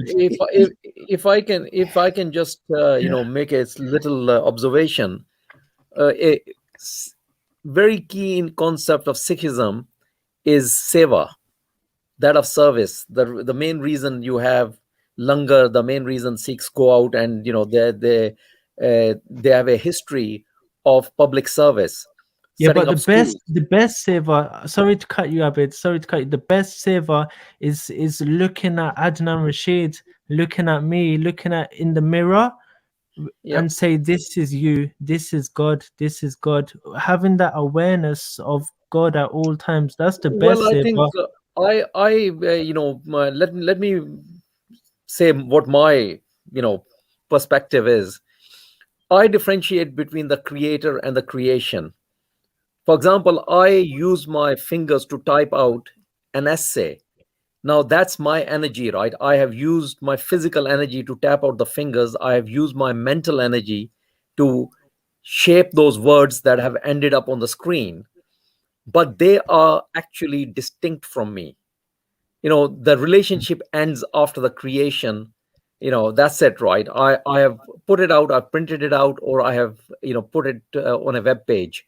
Now, similarly, right, you know, when you say about it was uttered, right, and this frequency went out, and that, you know, whether it's protons, neutrons, you know, muons, and so on. Now, if you look at Islamically, you know, I'm just going to give you my perspective, right? You know, we have a concept that the Almighty said kun fayakun. He said be and it was. So if you're familiar with any language, one of the most important words in, for example, in English is the word be. You use this is, that is, this was, etc. The different forms of it. Similarly, in every other language, hai, ke gita hai, so forth, right? Every language have that word for existence, be. And for us, all of creation was literally kun fayakun. He wills it and it happens. Not just by his divine will, everything comes into existence.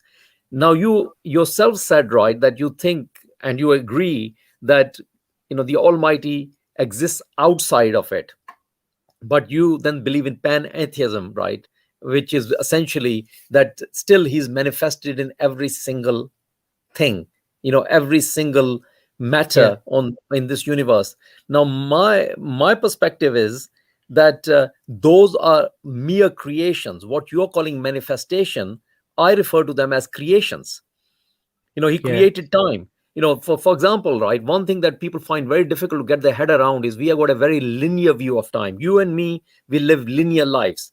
We are born, minutes go by, seconds go by, days, and so on. And eventually, as you said, right, where, our soul is taken away. For example, if you believe in death, the word in Islam used, often used for even death is intiqal, which is actually literally means a transition. It literally means a transition. Now, in the Quran, it says Allah subhanahu wa ta'ala says that created death and then life. Now, try getting your head around something like that, right? That he's saying that he's created death before he's created existence. Now, the point I'm making is that every single one of these abstract constructs, as well as physical manifestations, are nothing more than his creations. And he's above it all, right? He's above it all, right? So he does not come to that level, right? He does not need to be inside any of his manifestations because they are nothing more than his creations. I'm gonna get to Adnan Rashid's quote, from the GGS. I've not forgotten that, uncle, But sorry, just to remind everyone, this topic is about Hinduism. I think we should have a separate topic about Sikhism, and we can discuss this because it's been already 3 hours, and I don't know if you guys want to continue. I think Harpreet will definitely welcome an invite to join us for a discussion, right? So I'd love to have a separate stream on Sikhism, I think. Yes. Let him quickly respond to. Let him quickly respond to my point, and then we will. Thank you. So very quickly, what I'll say, you say creation, creator. I'd say that the universe and everything within it may have changed form, but in some form or another, it always existed. And you said about Quran saying created life and death. I would say these are just terminology to help us to understand. The one in its wisdom knows that we are limited, so he has to try use terminology that's going to help us. And so you wanted me to read that from the context, so Guruji says, so Guruji says, some trade in priceless jewels while others deal in mere glass. When the true Guru is pleased, we find the treasure of the jewel deep within the self. Without the Guru, no one has found this treasure. The blind and the false have died in their endless wanderings. The self-willed manmuks facing putrefy and die in duality. They die in duality. They do not understand contemplative meditation. Without the one Lord, there is no other at all. Unto whom should they complain? Some are destitute and wander around endlessly, while others have storehouses of wealth. Without God's name, there is no other wealth. Everything else is just poison and ashes. O Nanak, The enlightened mind says, the Lord himself acts and causes others to act. By the hukam of his command, we are embellished and exalted. Salok Mahella Bella, Guru in the first house. It is difficult to be called a Muslim. If one is truly a Muslim, then he may be called one.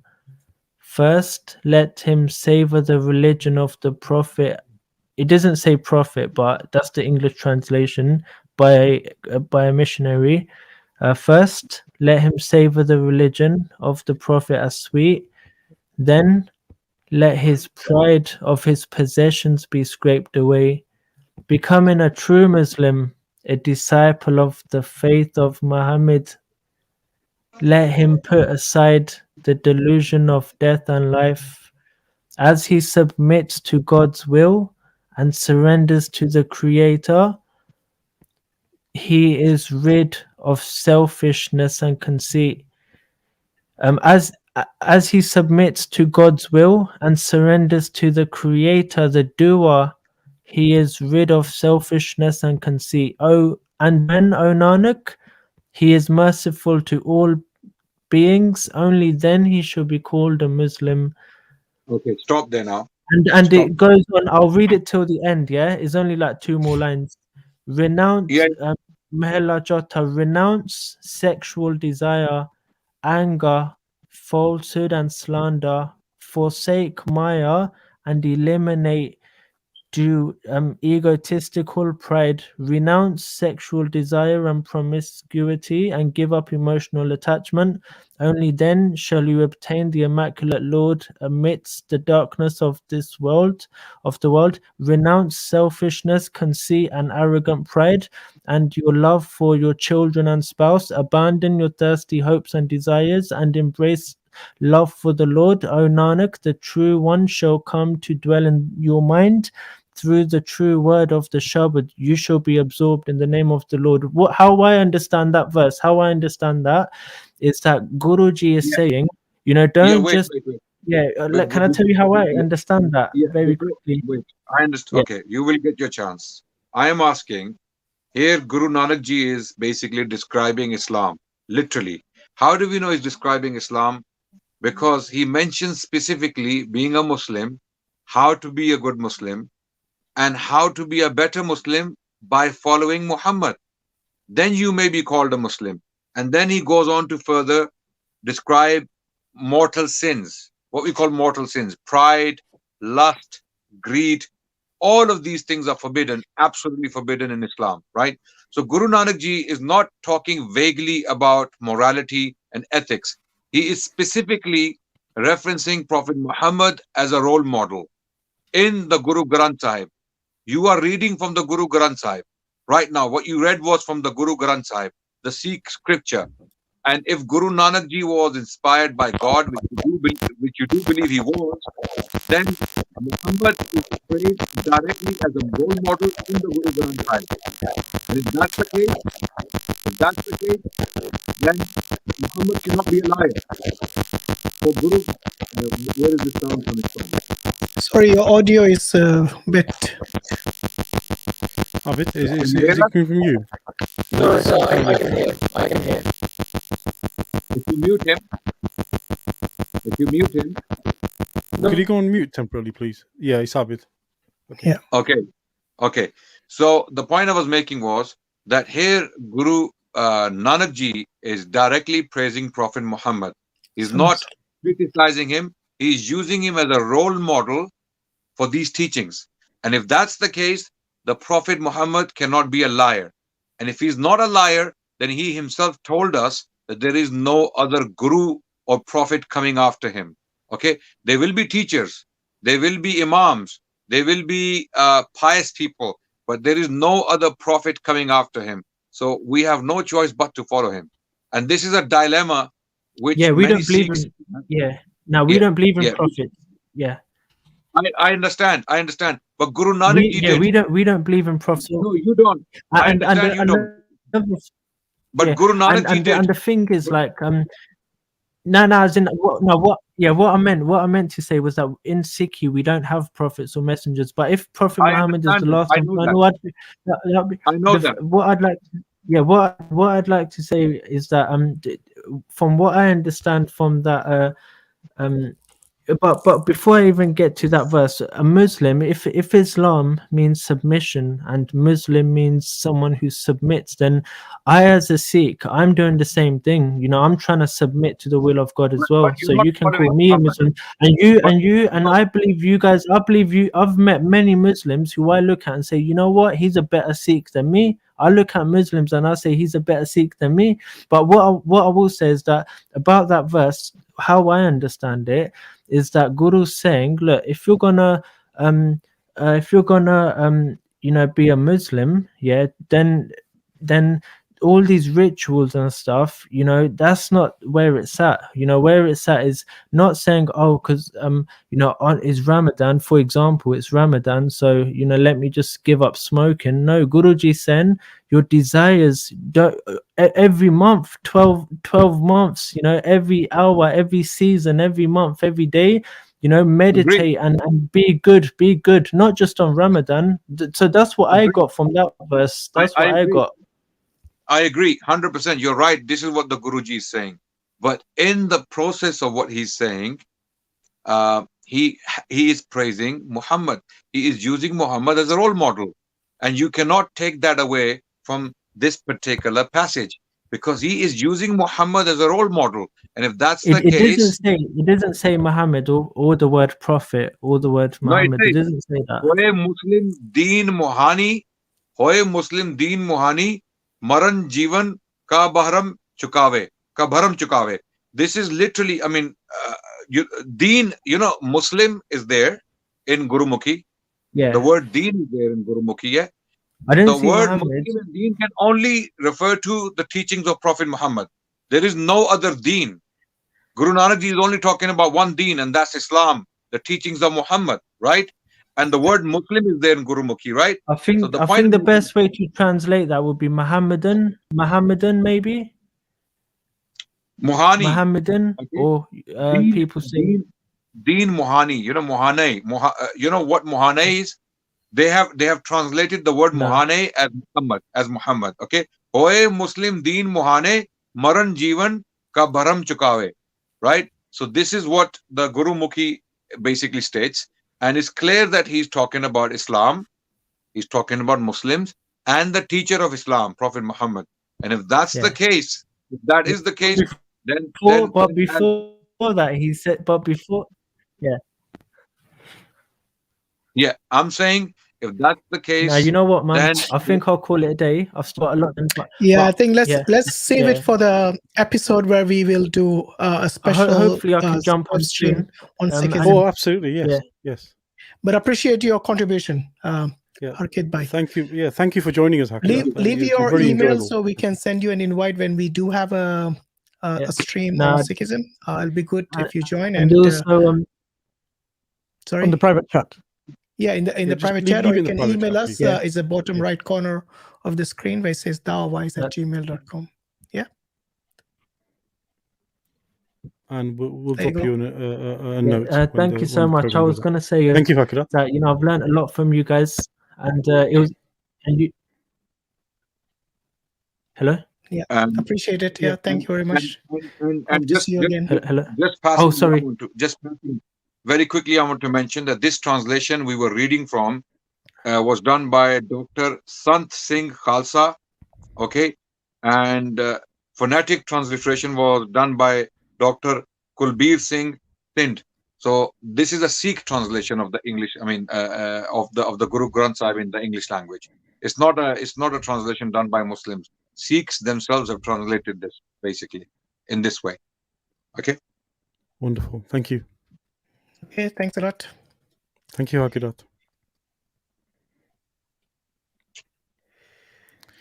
Right, so I think we promised the Muslim brothers and sisters to, if they wanted to join and ask any questions on Hinduism, so you're welcome to join.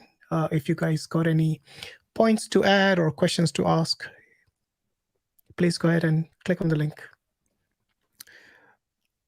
If while not, we they're call it a joining, day. yeah, while everyone is joining, let me just sort of summarize a couple of points. So I think we started the program off today by discussing really sort of the foundations of Hinduism, which Brother Adnan gave us an overview of. We then, I think, went into a discussion on the history, but also we then spread out into some other topics that I think deserve another program.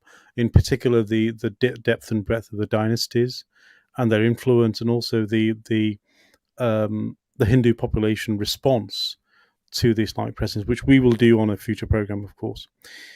I think we sort of summarized towards the end of the program. Brother Adnan again gave us an overview of Hinduism, some of the basic teachings, at least as we understand it. Again, if any of those are wrong, and we have Hindu brothers or sisters in the audience, please do come on or email us or tell us, and we can run some additional programs to get your perspective. One of the things I've learned, and certainly with the research and with this program, is Hinduism is very, very diverse. And no one particular Hindu necessarily represents the entirety of Hinduism or the entirety of the tradition. And Jainism, Sikhism, Buddhism are offshoots where they do have a similar foundation, but they're not the same religion. So let's not sort of make that mistake, where although they do in a sense refer back to some of the Vedantic teachings, they don't revere the Vedas in the same way that core Hinduism does. Let me put it that way.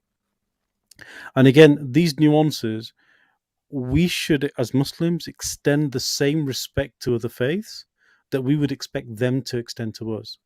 So in the same way that Islam is nuanced, we don't expect them to just pick up any translation of the Quran and say, this is the Quran, and I don't speak Arabic, but I'll still, do an exegesis for you. We wouldn't accept this. So why should we do the same to the other? Let's extend the same respect. It's not fair. We're trying to be as open as possible, given the forum, given the time, etc. And while our learned panel is learned, we don't know everything. So if we do make mistakes here, please don't hold it against us. Please do forgive us, and feel free as brothers and sisters in the audience to correct us if we have, inadvertently said something that was that caused any issue or was incorrect. It was unintended. We don't intentionally say things to cause any kind of pain to anyone, for sure. Jazakallah. So let me sort of leave it there. I just wanted to say that I think it's important that we at least let people know where we stand on this particular forum. Barakallah fiqh, Brother Muhammad. And I'm sure the audience appreciates putting a face to the voice. The golden voice, yes. Mashallah. I hope it was worth it. It was indeed, Inshallah. Yeah, sure. And I think nobody wants to come on, so perhaps we'll call it a day, and inshallah, stay tuned for the next stream. Sorry, you want to say something? Yeah, I just want to say. So I want to say finally to Hakirat, who just joined, Hakirat Singh. Oh, I just want to put a call out to say this is exactly how dialogue should happen. Yep. It was respectful. You listened to everything we said, and you responded to the points exactly as we said them in a respectful manner. This is exactly the model of dialogue that we should actually encourage and also develop within our own dawah approach as well. And again, we're trying to build a template here. It's not antagonistic, it's understanding. Because at the end of the day, all we can do is deliver the message, and that's all we're trying to do. Inshallah. Barakallah fiqh, brother. So yeah, closing statements. Brother Abid, inshallah. You're muted. Yeah, let me unmute him. I think it was try now. Oh, it's still that issues there. Thank you, Brother gentlemen. Abid, you have a microphone problem. I think something's vibrating on your microphone. Can you hear me now? Yeah, you have some interference on your microphone. Yeah. Can't understand why. It's okay. Let's while Brother Abid fixes that, maybe we can take some parting words from Ustad Adnan, inshallah. Maybe you can drop in and drop out again, Brother Abid. I think it may be an interference on the line. Yeah. Ustad Adnan, faddal. Thank you very much, everyone, for listening to us and giving us your precious time. It was an honor for us to serve our deen and our civilization, and we meant no harm, no hurt, or no insult of any kind. Rather, we would love to reach out to our Hindu counterparts. We would love to be more approaching so that they can come to us and ask us questions. This was a very basic exercise. This was an introductory program on Hinduism and Hindu culture and Hindu history, and it wasn't exhaustive. And if we made any mistakes, we apologize. Mistakes were not intentional. We did our best to present Hinduism as objectively as possible. Then again, we are humans, and sometimes our biases can take the better of us. So please do forgive us for any errors and mistakes. And we welcome you all to watch this entire feed again and contemplate the questions we have addressed tonight. Thank you so much for listening to us. Assalamu alaikum wa rahmatullah. Wa alaikum assalam wa rahmatullahi wa barakatuh. Barakallah feek, jazakallah khair, Sheikh. Brother Abid, inshallah, I think your mic is fixed now. Alhamdulillah. I hope so. I hope so. Yes. Jazakallah for the invite. As usual, it was a very fascinating discussion, and the two contributors definitely had very probing questions and left us contemplating and thinking more deeply. And that's just echoing what Brother Muhammad said. This is exactly the type of dialogue that we need to have. And what I've discovered is there are a lot of underlying commonalities in conception, right? But there are only differences around the edges. So it would be good to dust them away and explore, how much stronger we can be in our commonalities. Jazakallah. Barakallah feek. Jazakallah khair for your contribution. Brother Muhammad. I've said everything I need to say. I think a wonderful stream. I'd like to thank Brother Adnan for his contributions, and I look forward to, again, the next program, which we've scheduled, part 4. Not quite sure when that will be, but it will require some preparation, of course. So it will be as soon as possible. And I look forward to seeing more of Brother Abid. I think he's a surprising gem. Alhamdulillah. He is so knowledgeable, and I think a wonderful contribution to our streams. MashaAllah. Yeah, indeed. Yeah. Where were you hiding, Brother Abid, all this time? Behind Muhammad. Alhamdulillah. Brother Mansur, please. Yeah, I just want to say it's been a very entertaining in various ways, learning, educational, and this is what we are aiming at. So those brothers and sisters who are watching and thinking, why aren't we going into this beast mode that we do in Speaker's Corner and totally debunk and destroy? And no, this is not the aim and objective. The only objective is to bring the respected the counterparts that we are inviting here in the stream, like Hindus, to explain in their own way, in their own words, what they believe and why they believe. Of course, in this process, they will have objection and criticism of our views. If there weren't any, then it would not be any difference between us and them. We will all be the same. The fact that we have differences, of course, the differences will raise objections to that. And this stream in particular wasn't to refute or debunk or answer in a way that totally discredits them. We want to bridge a gap.